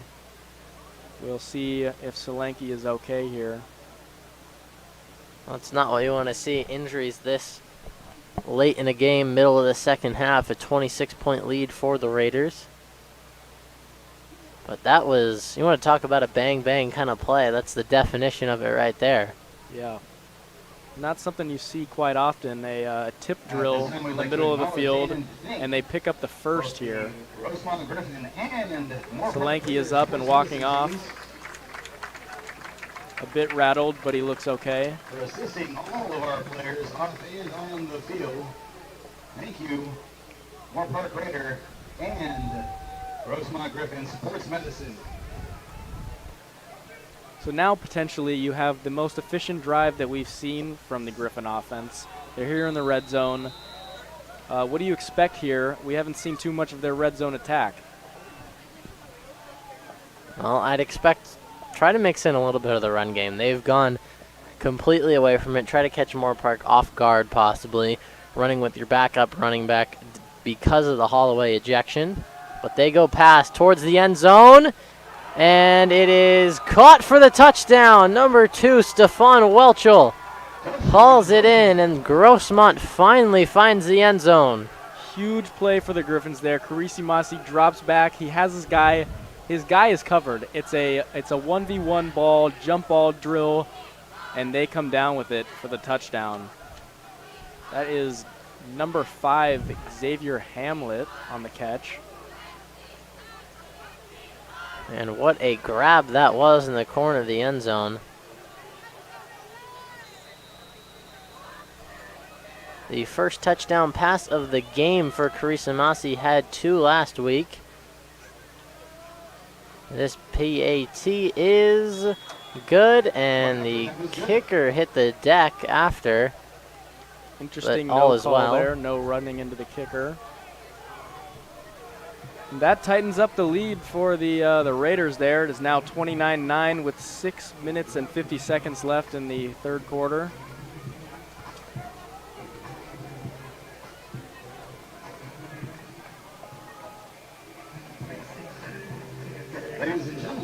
I think if you're the Raiders here, you got to have a long drive on offense, keep your defense off of the field like we said. They've been on the field the entire game.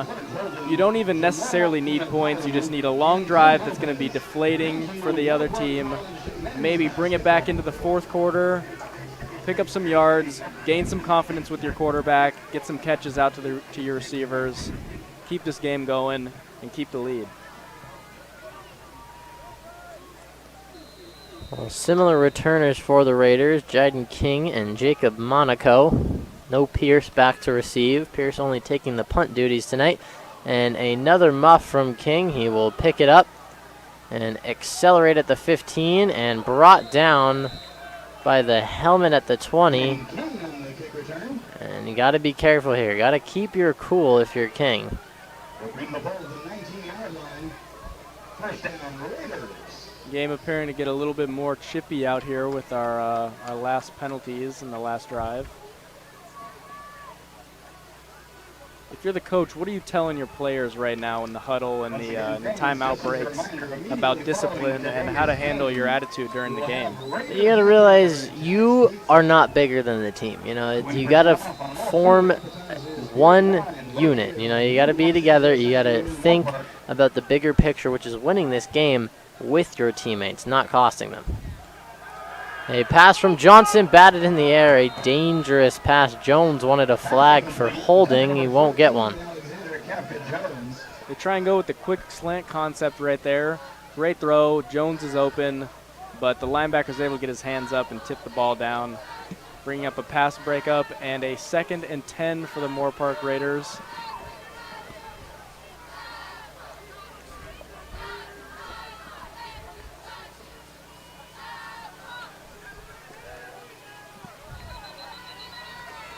And a flag comes in. They were showing blitz on the Grossmont defense. And they're going to get a false start on the Raiders.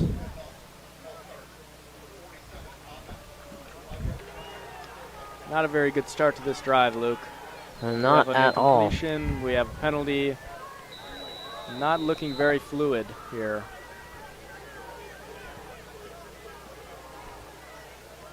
And you can argue they haven't really on offense all game. They've looked very rocky since the start.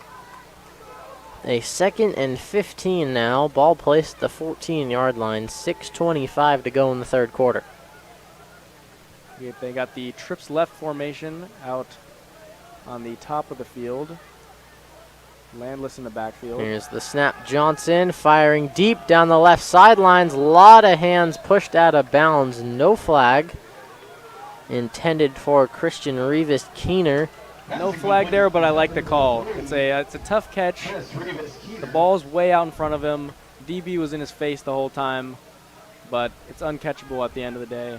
Brings up a 3rd and long for the Moorpark Raiders. On the coverage by number 8, Peyton Mall, defensive back from Mission Bay.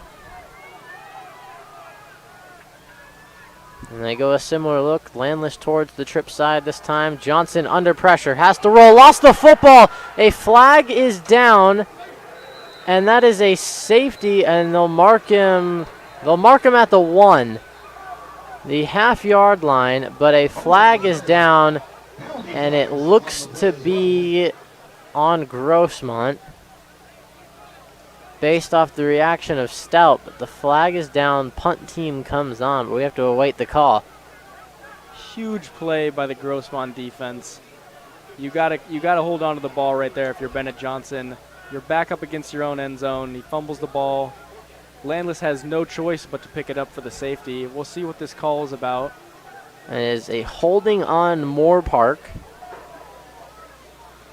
They get number 66, Matt Amador, on the hold. So they spot the ball on the 1-yard line instead of a safety. And the punt is away. Johnson's been leading this team all night on special teams. And that one hit a Grossmont defender, and the Raiders have it. A first down for Moorpark and an error for Grossmont. A head-over-head kick from Johnson that bounces right back into the defense, and the special teams continues for the Raiders. Another big play on special teams. The punt, first risky-looking, rocky-looking punt of the night for Tony Johnson, but it looked like it might have been tipped, but the ball bounces and it hits a Griffin player, and the Raiders are able to pick it up.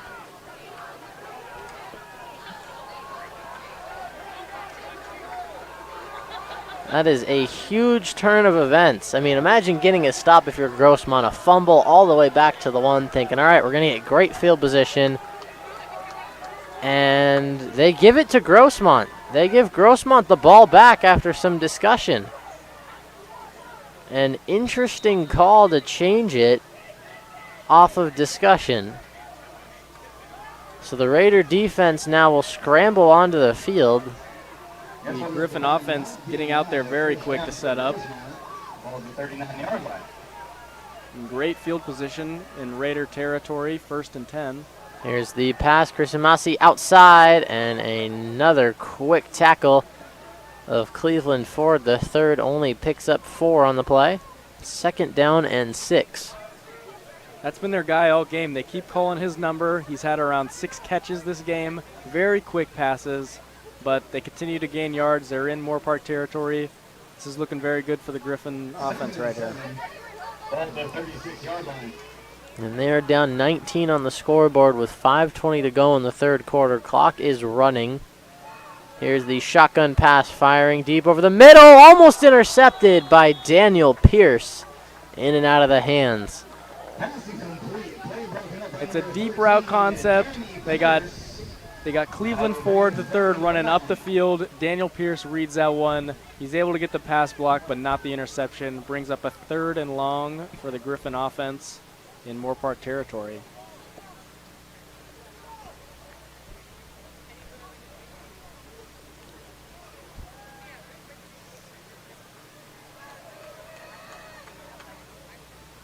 We got a trips left look here with the slot bunch. The Griffin offense. And here's the rollout towards the trip. Quick fire, caught. A little bit of a bobble, but complete past the sticks, and that'll be a 1st down on 3rd. Once again, number 4, Cleveland Ford the 3rd, with a 1st down. And we've seen that play before, Luke. They got the slot bunch right there with the guy wide out. Cleveland Ford, he runs up the field. They got a rub with the out on the other side. He's able to find the window, and Carisi Masi hits him for the first down. 1st and 10, still charging into Raider territory here in the red zone.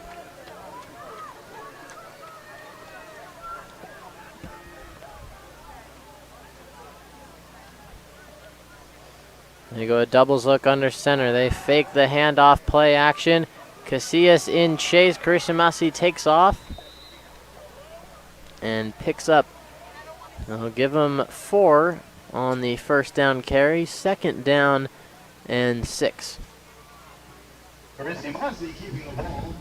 Good scramble by Carisi Masi. He notices there's no guys downfield. He doesn't want to force the ball, maybe get an incompletion or an interception, so he runs, picks up some extra yards with his legs, keeps the drive going. It's 2nd and long here. They got Quentin Pelham up at the right side. Watch for a deep throw there out on the island. Here's Carisi Masi. He's looking for Pelham, and he's got the hitch route for a first down pickup of 8. The Raiders have switched up their defense here. They were playing man press up on the outside receivers. Now they're playing a little bit softer. Now that they know that they don't have to really worry about Keon Holloway in the run game. We'll see how they affect this offensive drive with their defensive game plan here.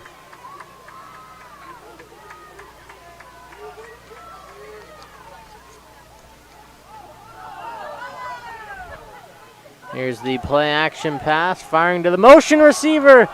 Almost intercepted. Braden Beck follows the tight end and nearly snags one for the defense. Right, and those outs have been open all game for the Griffin offense. Right there, linebacker comes in, he's able to make the play, almost get an interception. The drive is staying alive here. It's 2nd and 10 again. We have a new running back here for the Griffin offense. He trips left, look, potential rollout. Stays in the pocket, quick fire. Cole almost was about to say complete, but dropped by Paul Solanke, wide open on the in route. Solanke back in the game. A little bit of injury there earlier off that big hit. Not able to keep the ball in his hands. 3rd and long. Well, the obvious passing situation do you look for? What receiver are you keying in on if you're the Moorpark defense? Well, 85 Quentin Pelham has the height advantage up there at the top. And he got the play earlier. He's looking to the other side. And pressure and sacked. Carisi Masi goes down. Every single Raider defensive lineman in on the sack. Huge break up there. Christian Coulon, he's able to get in there, make the sack. Brings them back. Who knows if they're in field goal territory here. We'll see what they do. Maybe they don't want to kick a field goal. Maybe they want some touchdowns here.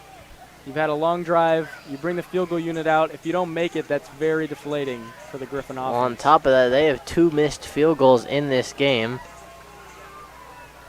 And it looks to be 3rd down and 10.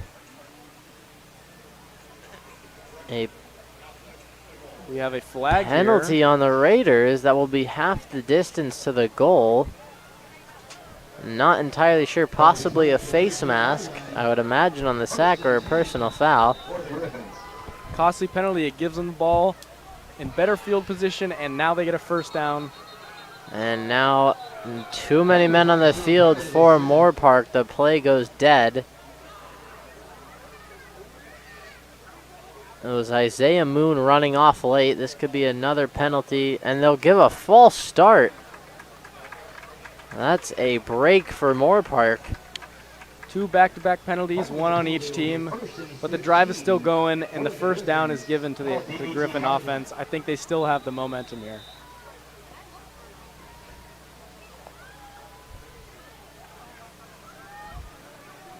Well, first down and 15 to go. Ball is on the 18. Some more whistles here. And the flag remains on the 20. I think they might discuss Moon running off late. Penalty flags thrown prior to the snap. There is 2:41 to go in the third quarter. Your score is 29-10, a 19-point lead in favor of the Raiders. 1st and 15 here in the red zone for the offense of the Griffins. And an emphasis for Moorpark not to give up your second straight touchdown here. Jeremiah Higgins, a new back we've seen here for the Griffin offense. They're yet to run in quite a while. They go play action to Higgins. Deep shot towards the end zone. Has his tight end complete. And the ball is punched out. And they rule it incomplete. What a coverage play by guess who, number 13, Daniel Pierce. Great play concept there for the Griffin. Their tight end's able to slip out. He thinks he's there by himself. He has the catch. And Daniel Pierce is able to get his hand in there for the pass and completion. Great play by the safety there, number 13, Daniel Pierce. And a flag down yet again. A lot of flags in this third quarter, really slowing the pace of the game down, which at this point, that favors Grossmont. They need as much time as they can. They started down 26, now only down 19. And a roughing the passer penalty on Cahulan. That is costly.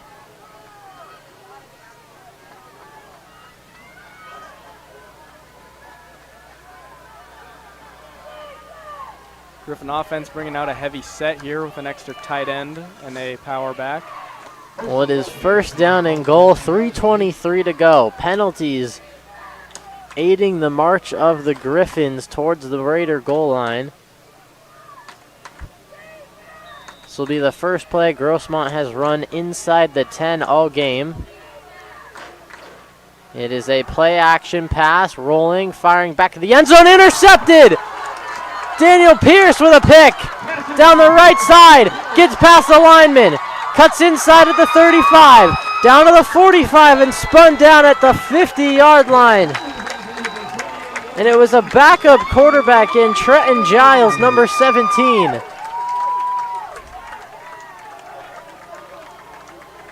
Huge play by Daniel Pierce there. He's able to read it. Trenton Giles, I don't know why he's in the game. They bring in a backup. Daniel Pierce gets the interception, and he's able to return this like a punt return, giving the Raider offense great field position here. That was a big surprise. I mean, you go goal line with a backup quarterback to then go a play action pass and throw it at the best defender on the entire field. The more you play with fire, the likelier chance you're going to get burnt. And a handoff to Landless lowers the shoulder and picks up 4 to the liking of the Raiders sideline. Now at this point in the game, you expect the Raider offense to come out with some run plays. They want to slow the pace of the game, get the clock running, and you want to keep getting those first downs.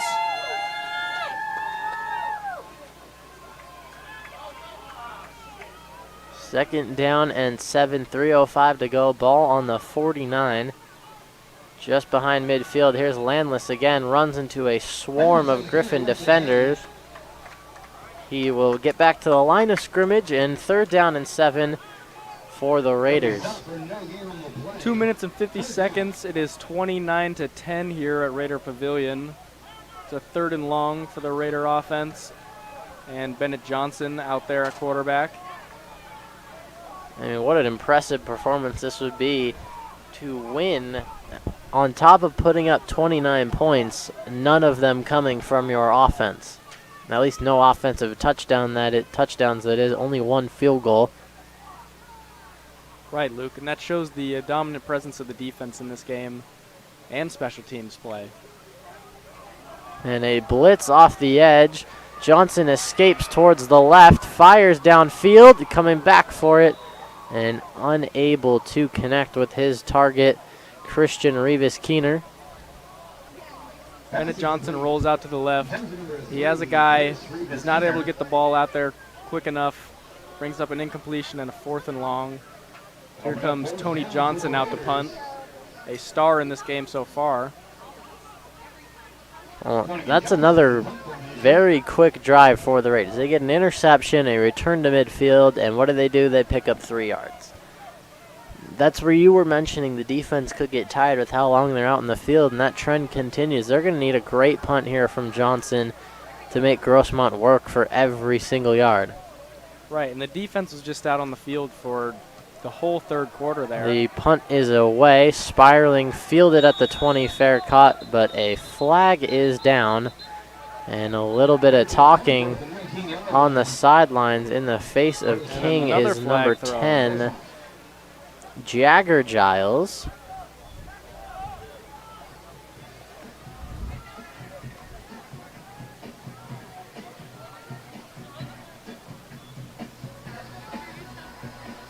And again, if this is on Moorpark, what are you doing at this point in the game getting in someone's face? You have a chance to win. You can't let the chippiness or your emotions run too high and get the better of you for a personal vendetta in a game. Of course, and you have the lead. You can't be giving away free yards and almost free points there on that last drive. You got to continue playing your game, and you got to keep your head strong and just make plays. Very detrimental penalties right there. Well, looks like they may have picked the flag up. There's been no call, and Grossmont is lined up at the 20 where the ball is fair caught.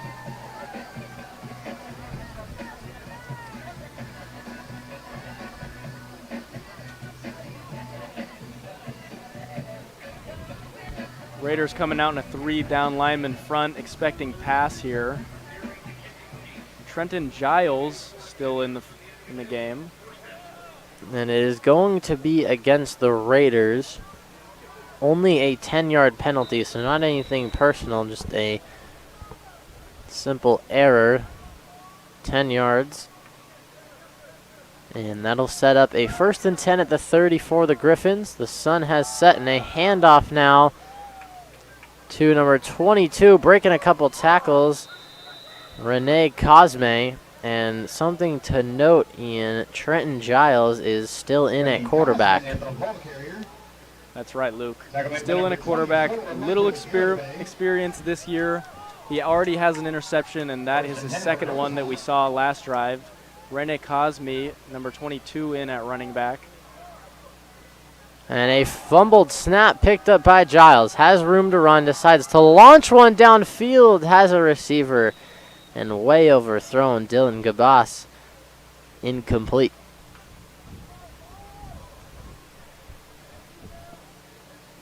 As well as their defense has been playing for the Griffins, the offense coming out with a backup running back and a backup quarterback. We'll see if they can gain some momentum here or pick up some first downs and keep this game going. Minute and 28 to go. We'll see if they change the scheme with Giles in. They hand it off again. This time Cosme only picks up 2, so it seems like they've gone a little bit more to the run game now that they've taken out Kirisimasi. Cosme is a ball carrier once again. 2-yard gain on the play. 3rd and 8. Ball to the 45-yard line. And a big 3rd down. Down 19. Clock nearing the 4th quarter, only a minute to go. They're at the 45. Raiders still in a 3-down lineman front with some extra defensive backs out there. Expecting pass here from Trenton Giles. Under pressure, Amari Thomas, he breaks the sack. Now gets away from Cohulon. Lowers his shoulder and picks up plenty for a first down, but a flag in the secondary. 54, Amari Thomas, he goes in there. He's trying to get the sack. He almost gets him, but he's able to slip out of his grasp, and he picks up the first down. Great run by Trenton Giles. And Thomas is down at the 40-yard line, tapped his helmet for a sub before going to take a seat. Huge piece for the Raider defense there, Amari Thomas. Already a sack and a half today and multiple pressures. And a personal foul to the end of the run. They caught Braden Beck with an illegal blindside hit. So 15 yards from the end of the play at the 40. So they are brought up to the 27-yard line. And Luke, as we can say, the defense has been playing great, but the discipline is terrible. You simply can't have these penalties. It's almost every play at this point. I think they need to calm down and keep playing their game. And Thomas is helped off the field. Has had quite the day himself, 1.5 sacks. And the clock under 30 seconds in the third quarter, under pressure, firing in, complete, in and out of the hands. Should have been intercepted by number 5, Brian Skurlock Jr. Very tight window. He tries to hit Cleveland Ford the third, a shorter receiver. It goes over his head, almost in the hands of Brian Skurlock Jr. Tough pass from Trenton Giles there. But back to your point about the discipline, it has not been great. Something the coaching staff definitely is not going to be pleased with, especially going back in film when they're able to see what's going on. It's going to be a huge talking point heading into next week's game. Right, and it's not just the Raider defense, it's both teams. But at this point in the game, it's more detrimental to the Raider defense. And stepping up in the pocket on a rollout, catching it. And they will give him the catch, Ford the third yet again. Trenton Giles stays cool, calm, and collected in the pocket, takes a hit, and he's able to make the throw and get a completion and pick up a first down. Here they are back in the red zone once again with Isaiah Higgins in there for the power back set.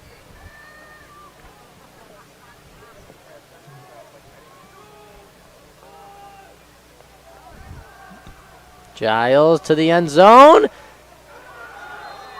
Caught, and they'll rule him down at the 1. Interesting the call. Catch by Paul Solanke. Great catch by Paul Solanke. He gets the window open. He's able to get some space from the defender, gets the catch, slides down. Looks like he slid in the end zone, but they mark him down at the 1. And that is the end of the third quarter. It is 29-10. Raiders are in the lead.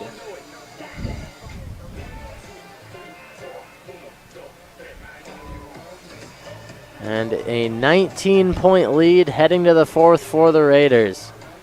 But Grossmont is knocking on the door, the closest anyone's been to the end zone without getting in the 1-yard line. Can't get much closer than that.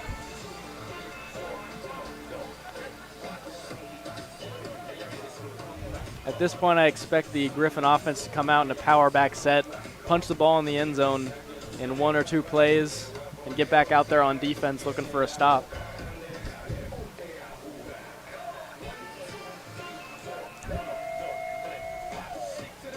Luke, so far the Raiders have not been able to drive very well on offense. What do you expect for the personnel and play calling out here on this next drive, depending on what happens in these next couple of plays for the Griffin offense? I think you got to play very aggressive. Tight man coverage if there's any receivers. Everybody else, hat on a hat, make sure you try to get someone free up the A-gap for the run. And you notice Moorpark had an entire team meeting at the 50. Grossmont did not. And that's to go to the next quarter. Usually that's not something you see. Usually you just see a few exchanges and substitutions and formation as the team runs down to the other end. So definitely a talk to the point you were bringing up of discipline earlier. A touchdown here would cut it to a either 13 or 12-point lead. Extra points not guaranteed tonight. That's right. And that puts pressure on Moorpark. There's a lot of football left to play. And like we saw, that was a long third quarter. Could be in room for another long fourth quarter here. We'll see how they respond to these penalties in the drive of the Griffin offense. First and goal, they go for the sneak. From the 1, no sign. Officials gather at the pile. Touchdown, Griffins. Trenton Giles sneaks his way in. Your score will now be 29-16 for the time being. Trenton Giles, that is his first rushing touchdown of the season and his only touchdown of the season. Well, a great time to get one. He sort of has seemed to have sparked something in this team. The sort of entire second half, the offense has come alive for Grossmont. Compared to Moorpark, they are still sputtering, dead in the water. They are locked at 29 and have been for a while. This extra point up and good, so the score 29-17 in favor of the Raiders, 14:56 to go. What does Moorpark need to do? Because they definitely cannot afford another 3 and out.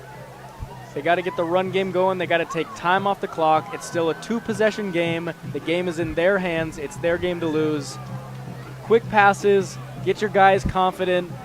You got Daniel Pierce out here. He's returning it. You got Bennett Johnson. He's the quarterback. He's going to get the ball. He's got to get the ball to his guys on the outside and make sure this clock is running, continue to get some yards, put the pressure on the Griffins. The last thing you can do is go in, get a 3 and out, give the ball back to them with plenty of time left. It's only a 12-point lead so far right here for the Raiders. We'll see how they respond. This kick away into the end zone. Pierce will return it from 5 deep. Looking for a block. A flag is down. This one will come back. And a late flag. This one could be a hit out of bounds, so they may offset. As I believe it is T-shirts rain down upon the crowd from the cheerleading squad. Yes. I can't tell. They're packaged very small. They kind of look like cheeseburgers almost. Well, they could be penalty flags, as that has been the theme of this game. That would be a great thing to give to the crowd. Yes.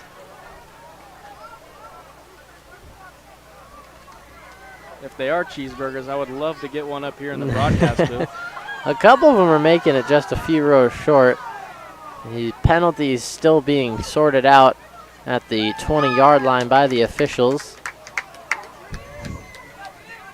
It looks like a Grossmont player possibly has one in his hand.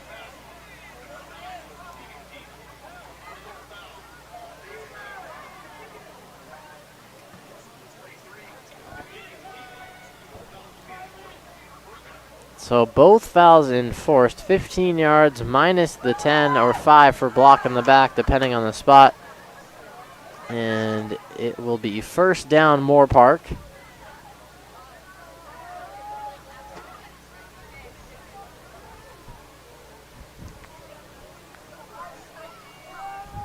Here we see McLeod Croton coming back out on the field here, along with Gabe Landless, number 21, the running back. Raider offense can't seem to make up their mind on the quarterback situation here. Well, Croton sort of sparked the offense for a first down or two and then kind of died out after that. So we'll see if the change to him has any effect on this game. I mean, we've seen all three once again, Croton, Johnson, and Rasmussen. Here's Croton, quick throw for Jones going up top to make the grab and fighting for some yards. He picks up 8. Great pickup for number 14, Alexander Jones there. He's able to get up in the air, grab that ball. It's a high ball, but the DB is playing off, and he's able to pick up some extra yards. Not a first down, but it's a 2nd and short. And the first completion we've seen since the 3rd quarter for the Raider offense here. So now do you test a run after the completion? Davis in motion. They don't give it play action, and that's not the right call. A sack comes through for Croton. Regardless of the read, I think you got to take a run play right there. It's 2nd and short. You got Cameron Davis in there already as a power back. Give the ball to Landless. Put faith in your running back and your offensive line and try and get the first right there. Now you have a 3rd and long here with a backup QB and a very inconsistent offense so far. Well, at the same time, Landless has been averaging about 5 yards a carry when they give it to him with a lead blocker in Davis. Surprising, as you said, that they do not run it there. Now they have forced to pass on 3rd and long. Pressure coming. Deep ball for Jones. Forced out of bounds. Incomplete.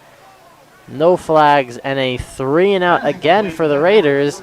And that one you might put up to the play calling. There was not the smartest decision to pass it on play action on 2nd and short. And it results in a sack, and now all the momentum seemingly in favor of the Griffins as they are ready to get the ball back. Right, Luke, and as you were saying, Gabe Landless, 5-yard average so far in this game. one of the main key pieces of the offense that they've had, if any highlights. I think you got to give him the ball right there and try and get the first down. Now you got Tony Johnson out there to punt.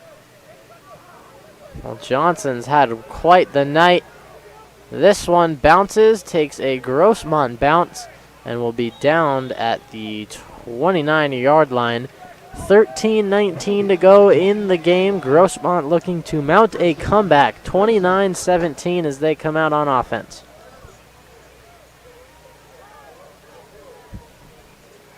We'll see the personnel they come out with here with the Griffin offense.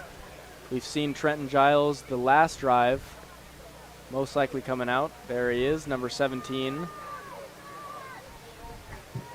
Along with Dylan Gebase, number 7, wide receiver out on the right here.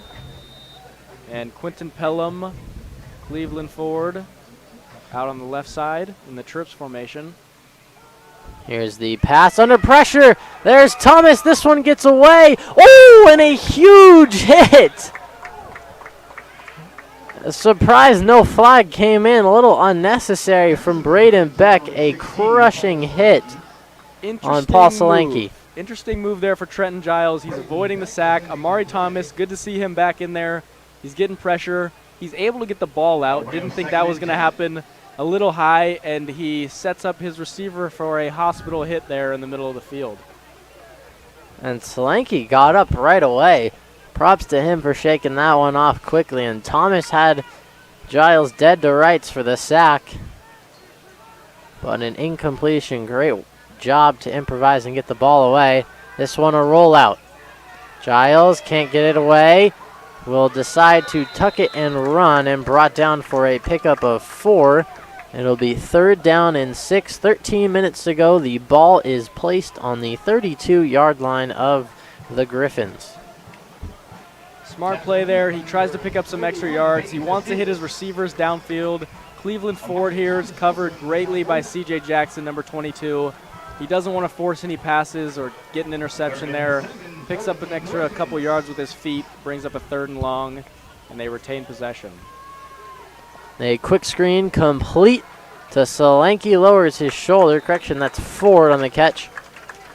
And Braden Beck makes the tackle yet again.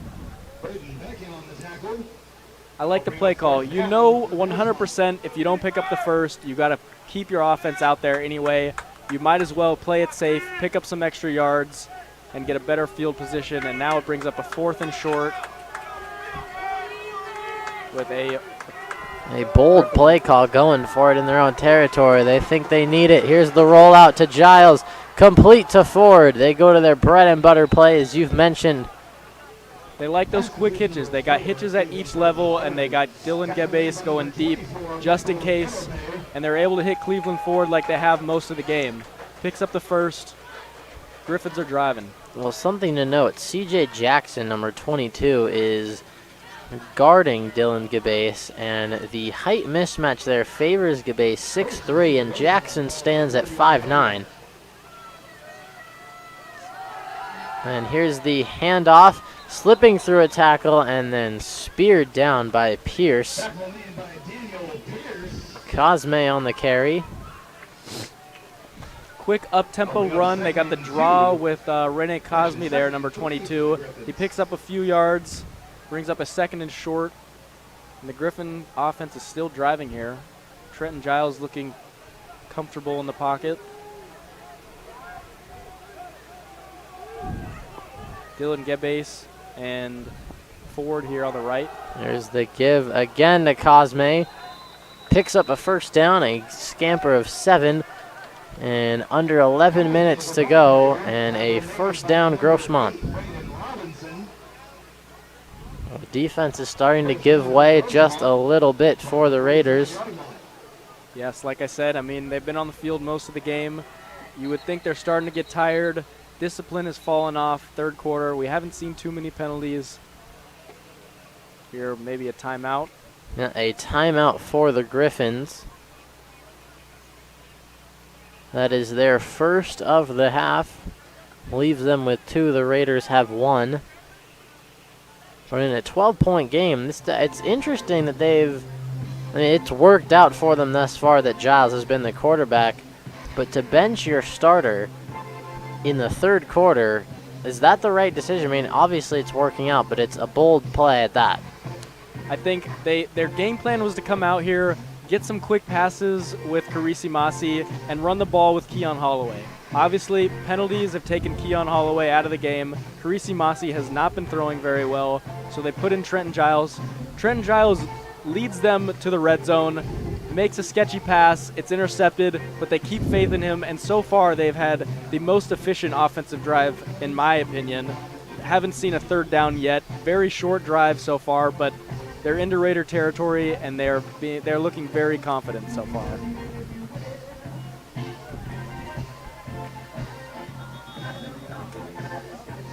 Well, here we go. First down and 10 at the 45.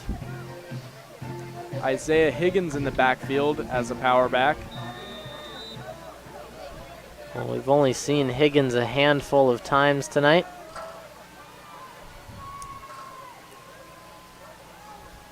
Tight end off, motioning to the right.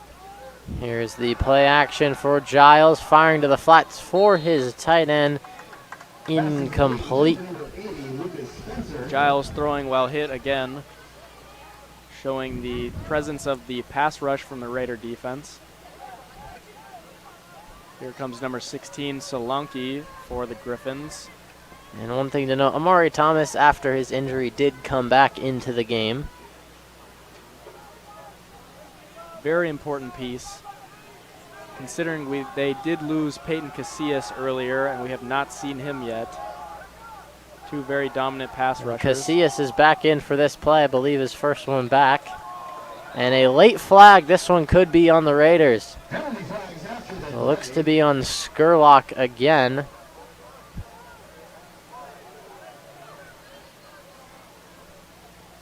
But the penalties keep adding up for the Raiders.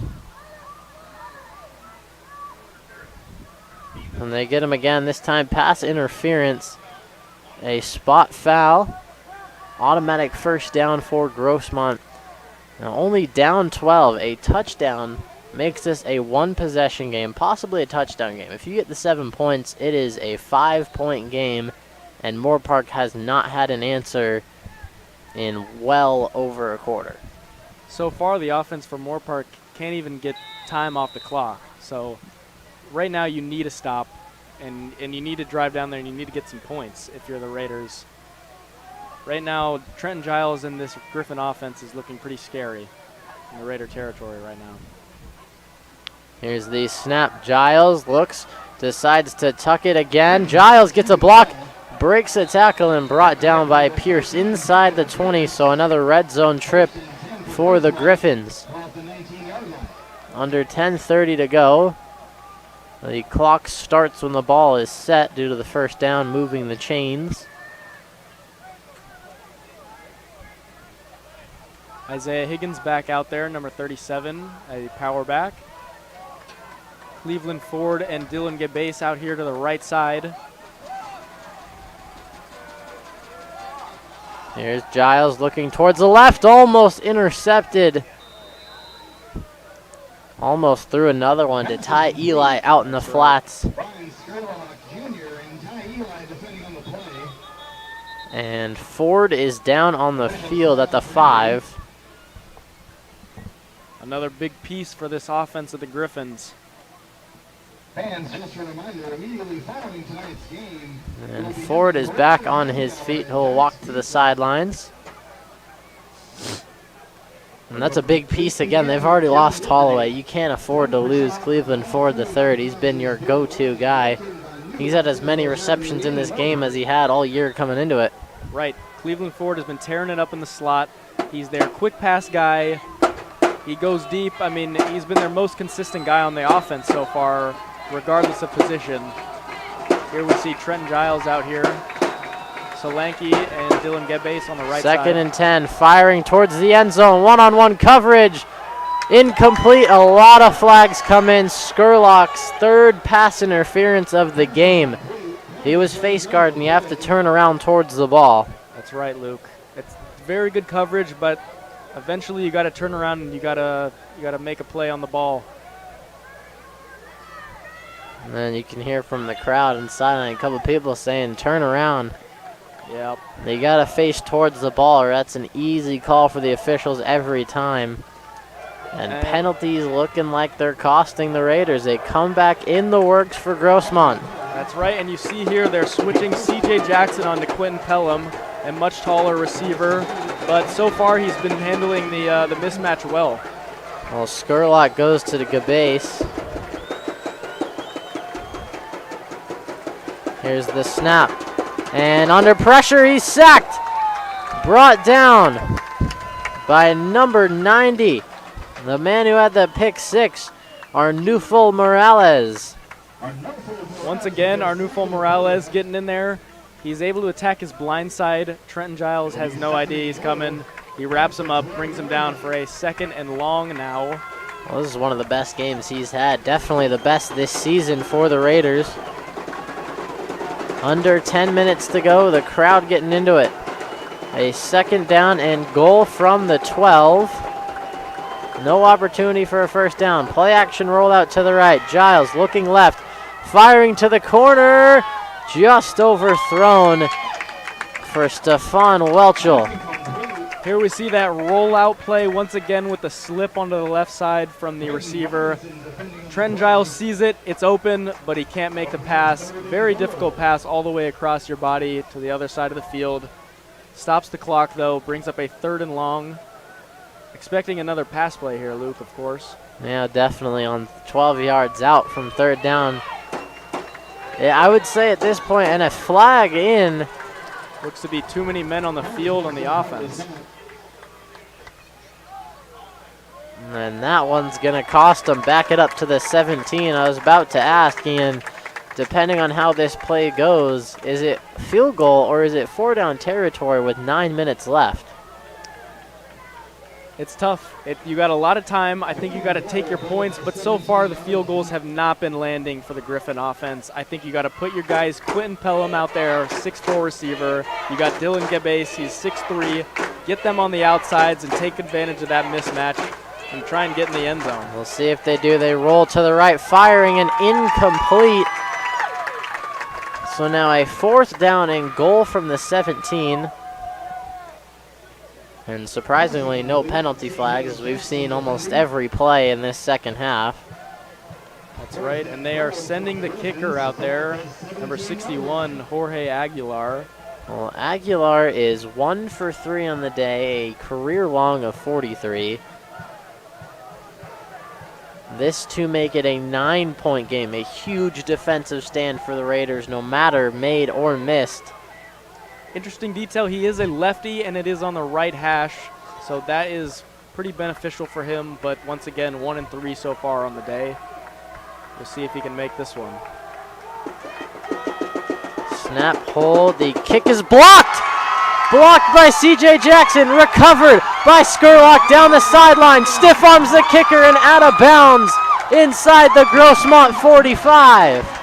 Number 22, C.J. Jackson, he's been locking up Dylan Gebase all game. They switch him on to Quentin Pelham. He's able to take care of that mismatch.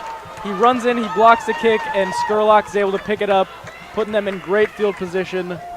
That is a dagger to the Griffin offense right there. Special teams again, the name of the game.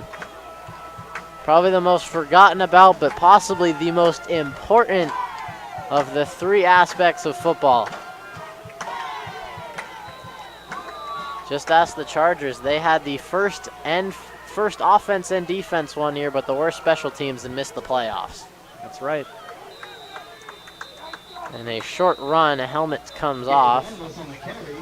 Croton back on the field. You got it.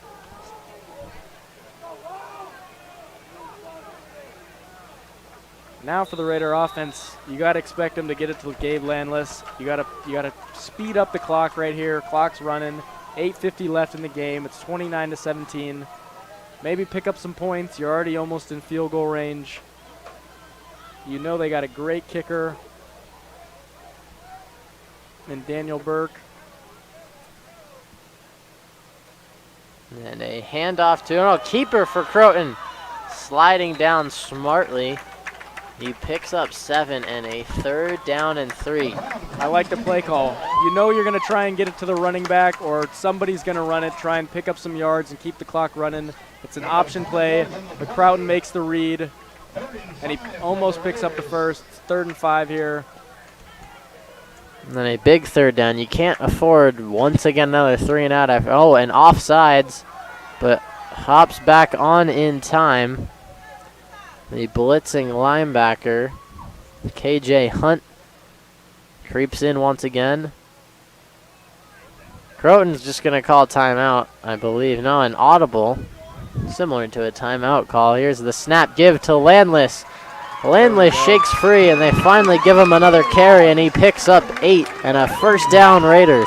That's a huge 1st down. It keeps the clock running, and you're putting the pressure on that Griffin defense. I like the play call there. 7:30 to go, just under. The clock is running. 1st down and 10 at the 31. Hard count. They look back to the sidelines for the play.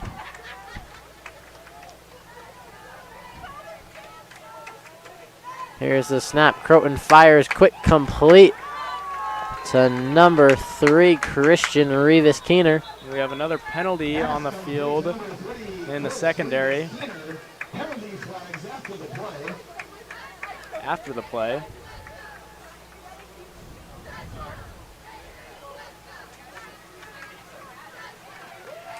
And a big call, 15 yards, half the distance to the goal. A face mask on the Grossmont defense on the tackle. Right, Luke, and a huge face mask that sets them up in the red zone. They're on the 11-yard line. Now they have all the options in the world. You want to keep the clock running, but points right here would basically end the game for you. Points would be absolutely massive. Their 2nd red zone trip, first one due to a blocked field goal. End zone incomplete. Was looking for Justin Ogley in the corner, unable to track it. He's got Justin Ogley on the mismatch. He's much taller than that corner, and the throw is there. The catch cannot be made, but it's still 2nd down, looking promising for the Raiders. Well, did he try to run it at all? I mean, we saw the one handoff to Landless. He's had quite the game, averaging over 5 yards a carry. He is in the backfield. Here's Croton. Option give is he keeps it, and he is dropped for a loss of 2. Like you said, they got the read there with Landless. He decides to take it. Not able to pick up very many yards. The clock is running, though. 3rd and long. You know you got a great kicker in Daniel Burke. All you want to do is keep the clock moving, gain some more momentum, pick up some points here. Well, a field goal would make it a 15-point game in the advantage of the Raiders. It would make it 32-17, 6 minutes to go. And you mentioned bleeding clock, Ian. They've bled over 2 minutes on this drive already. Drive that started across midfield. Here's a shot to the end zone. Ogley again. Incomplete. And I would say this has been the best drive by the Raiders so far. They've been completing passes. They've been able to get the run game going with Landless. Here comes Daniel Burke out on the field goal. But so far, they look comfortable out there compared to most of the game here. And the leadership of Croton has been sort of the only thing that's gotten their offense going past 1 first down. But they have to settle for a field goal for the 2nd time while in the red zone. First one made by Burke. This one on the way is up and good. So Burke extends the lead to 32-17 with 5:48 to go in the 4th quarter. The Raiders lead over the Griffins. Once again, efficient special teams from the Raiders keeps this game going. They took off some time on the clock. They extended the lead. What more can you ask for?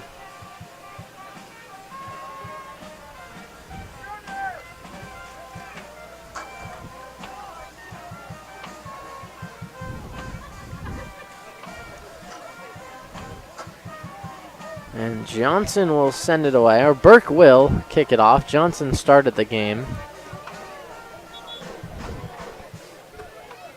But under 6 minutes to go, you're now down 2 touchdowns and a 2-point conversion.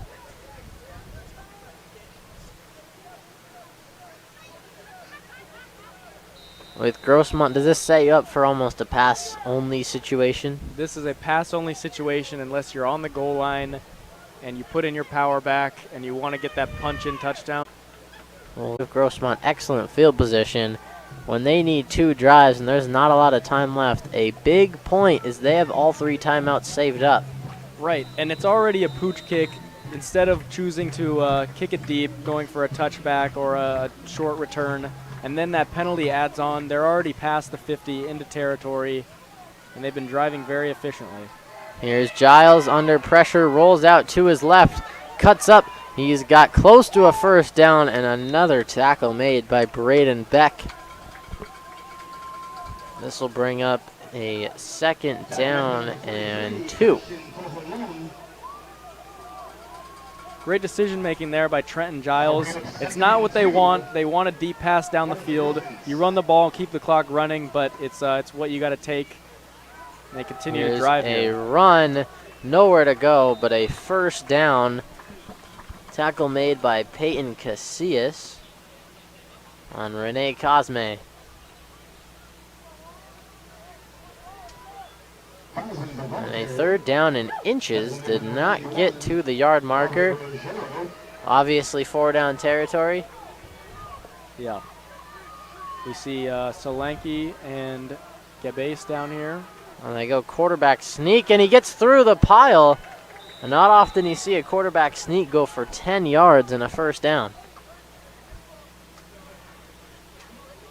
I like the play call, but it keeps the clock running. So it's risky. They got to get set up quick, as they are not doing so far. Get your guys out there in position. They've already spent a minute on this drive.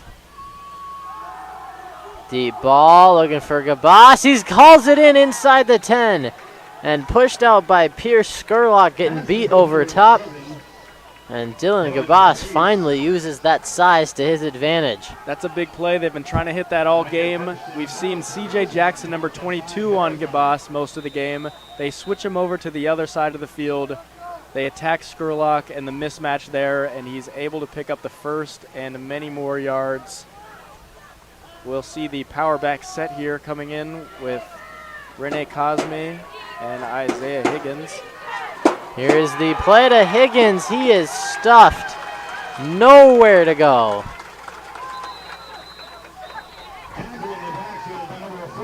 And that forces a timeout to be called by Grossmont. So no longer with the 3. Time is now a huge factor. You have to score soon, before the 3.5 minute mark, if you really want a good chance, because Moorpark is going to be able to run this clock. No 2-minute warning. Of course, they have a quality drive here already. They need to score quick if they want to be able to stop the Raiders here and then maybe get the ball again for another drive.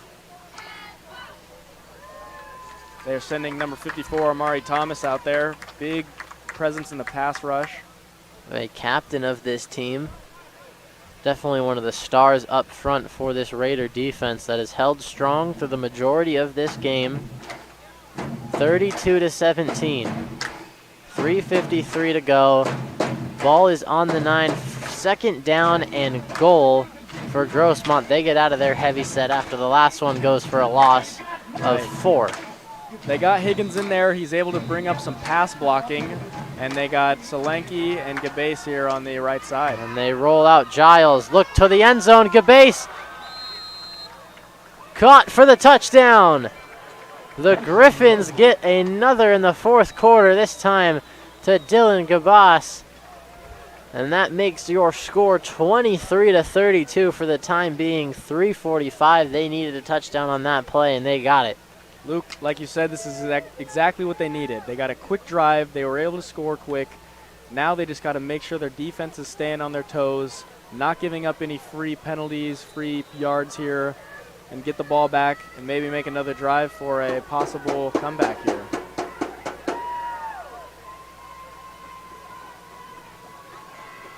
The extra point is good. One after attempt is good. So an 8-point game, saving the 2-point conversion for the what would be towards the end of regulation.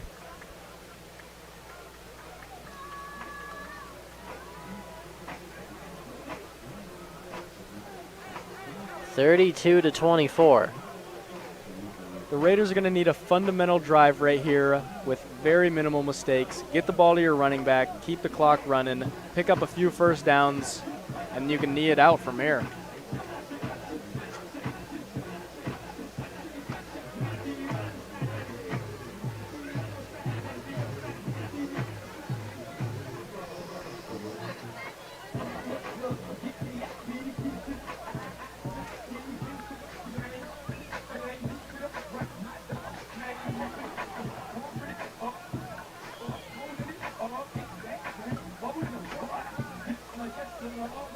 And then the kickoff set to get away. Do you even think about onside kicking this with 2 timeouts remaining? Or do you try to spend those timeouts? I think that's what they're looking at here, Luke. The Raiders are expecting an onside kick. The Griffin. Well, it looks like they're lining up for one. Is lining up. Now they're moving back.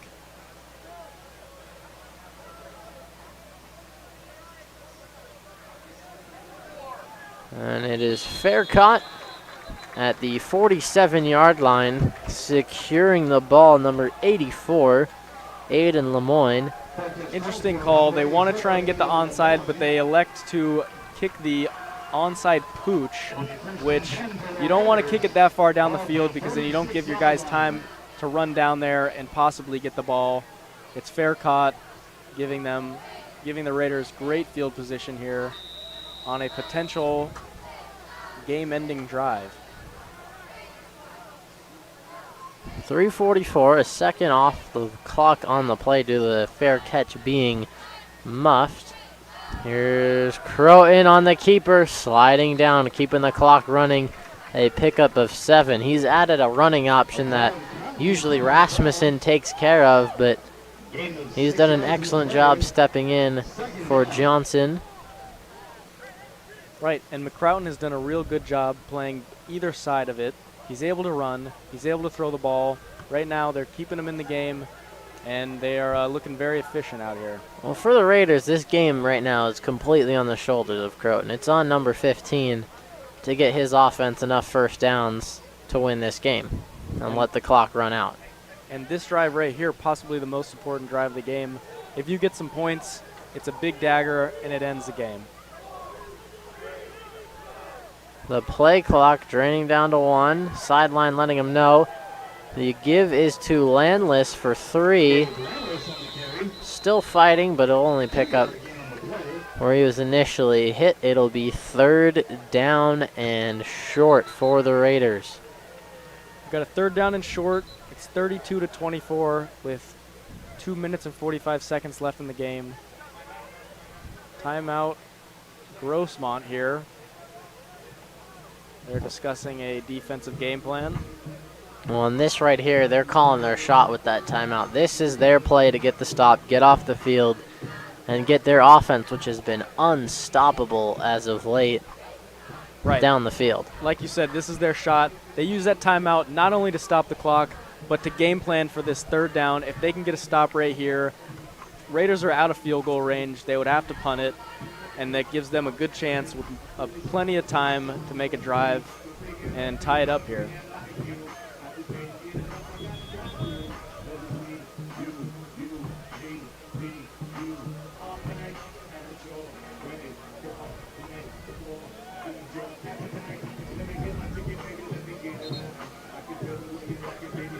A long timeout. The defense is out and ready. Moorpark has to dial up their most trusted play. You always have one in your playbook, maybe 2 or 3 that are your go-tos on 3rd down and short, or 4th and short. In this case, 3rd. We see Arcelis Johnson for the first time all night out on the field against 5'11" Peyton Mall. Johnson 6'5". Right, and down here on the left, you got the corner playing off on Alex Jones. Expect a quick hitch or a slant here. It's a read for Croton, And they're all over that. No chance. He loses 3. And that's a play we've seen a couple times where Croton runs or they give to Landless and it gets stuffed either way. So an interesting decision to run a play that Grossmont has been all over in this second half. Interesting decision, but it keeps the clock running and it doesn't necessarily cause too much damage to your drive.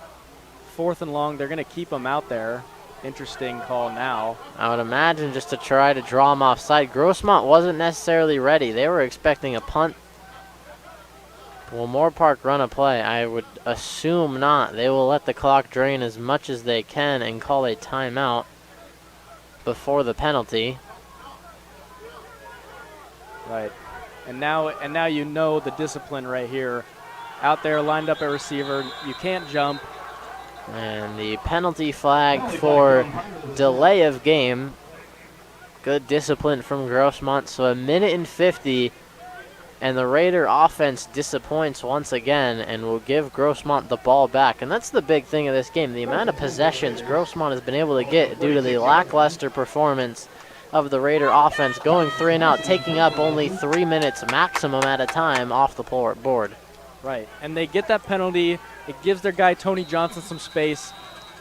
Most likely their most efficient player in the game right now is their punter. And he's going to go for another booming kick here. Well, they need one from him. This one clean again and away. It'll land at the 15, bounce towards the goal line, off a hop. Ford will return it and dropped at the 26-yard line. So Grossmont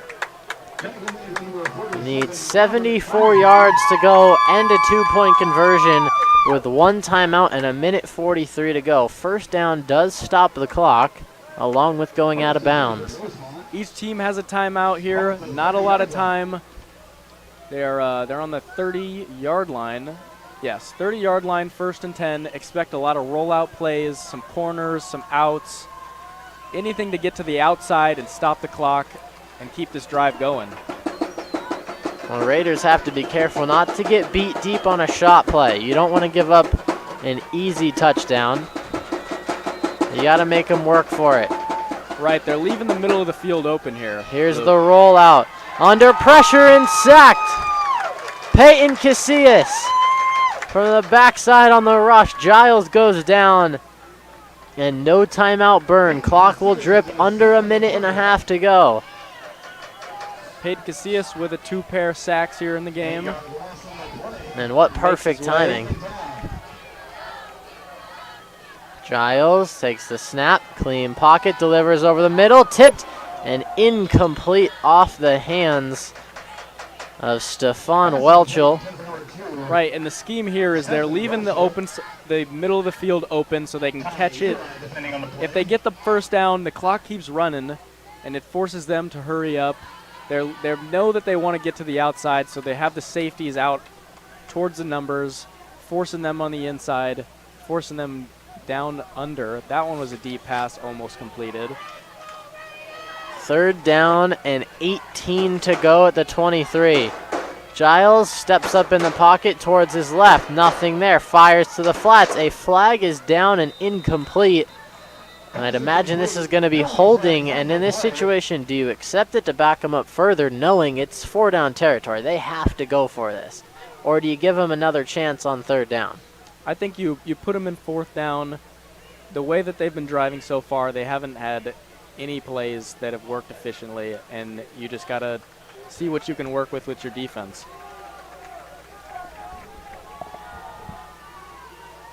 And the penalty, we'll see what Moorpark elects to do.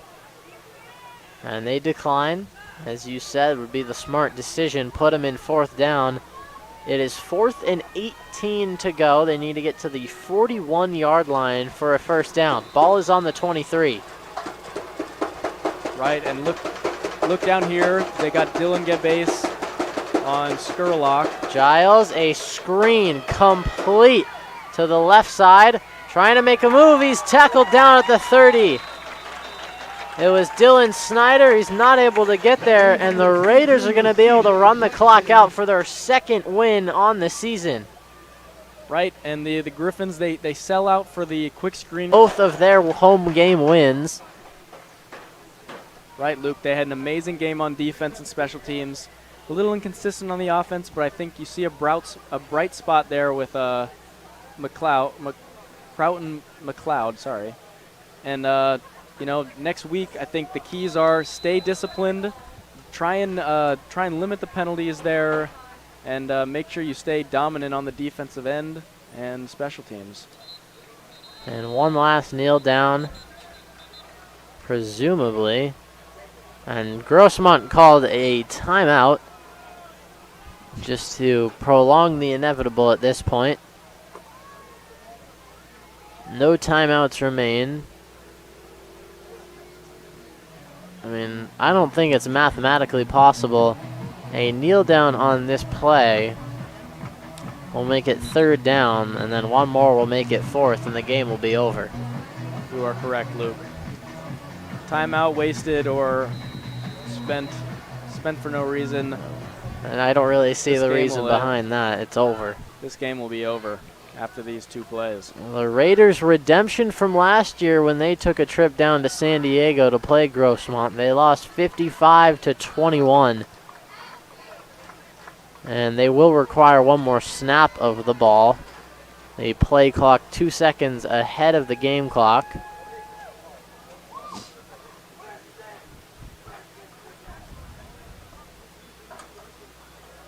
As the clock runs down, the final score. And the referees will let it go. The Moorpark Raiders improved to 2-2.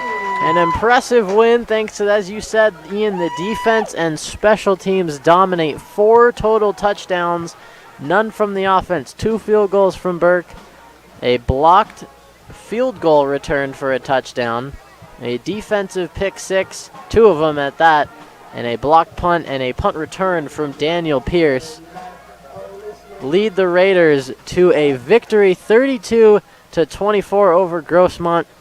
Ian, final thoughts on the game? Final thoughts, like you said, the defense played great, special teams played great. They need to work on the offense a little bit. I think McLeod Prouton's going to come out for the next week, see him in there. Gabe Landless, continue to get him the ball. He was running well. And, you know, just continue to gain some confidence with those receivers. You got Alex Jones, he played great. Blake Batarse, good in the slot. And I think efficiently on the defensive aspect, make sure you take care of those injuries. We saw both Amari Thomas and Peyton Casillas, that's right, go down. They ended up going back out there, but, you know, you got to take care of your body and take care of that. And, you know, discipline was a big part of this game. You know, you got to limit the flags and limit those mistakes. I think you hit every point there. Ladies and gentlemen, thank you so much for joining us tonight. A Raider victory at Griffin Stadium. I am Luke Lamont, joined by Ian Handy. Thank you so much to all our staff and athletic director, Matt Crater and Michael Grimes. Thank you for joining us tonight, and we will see you next time.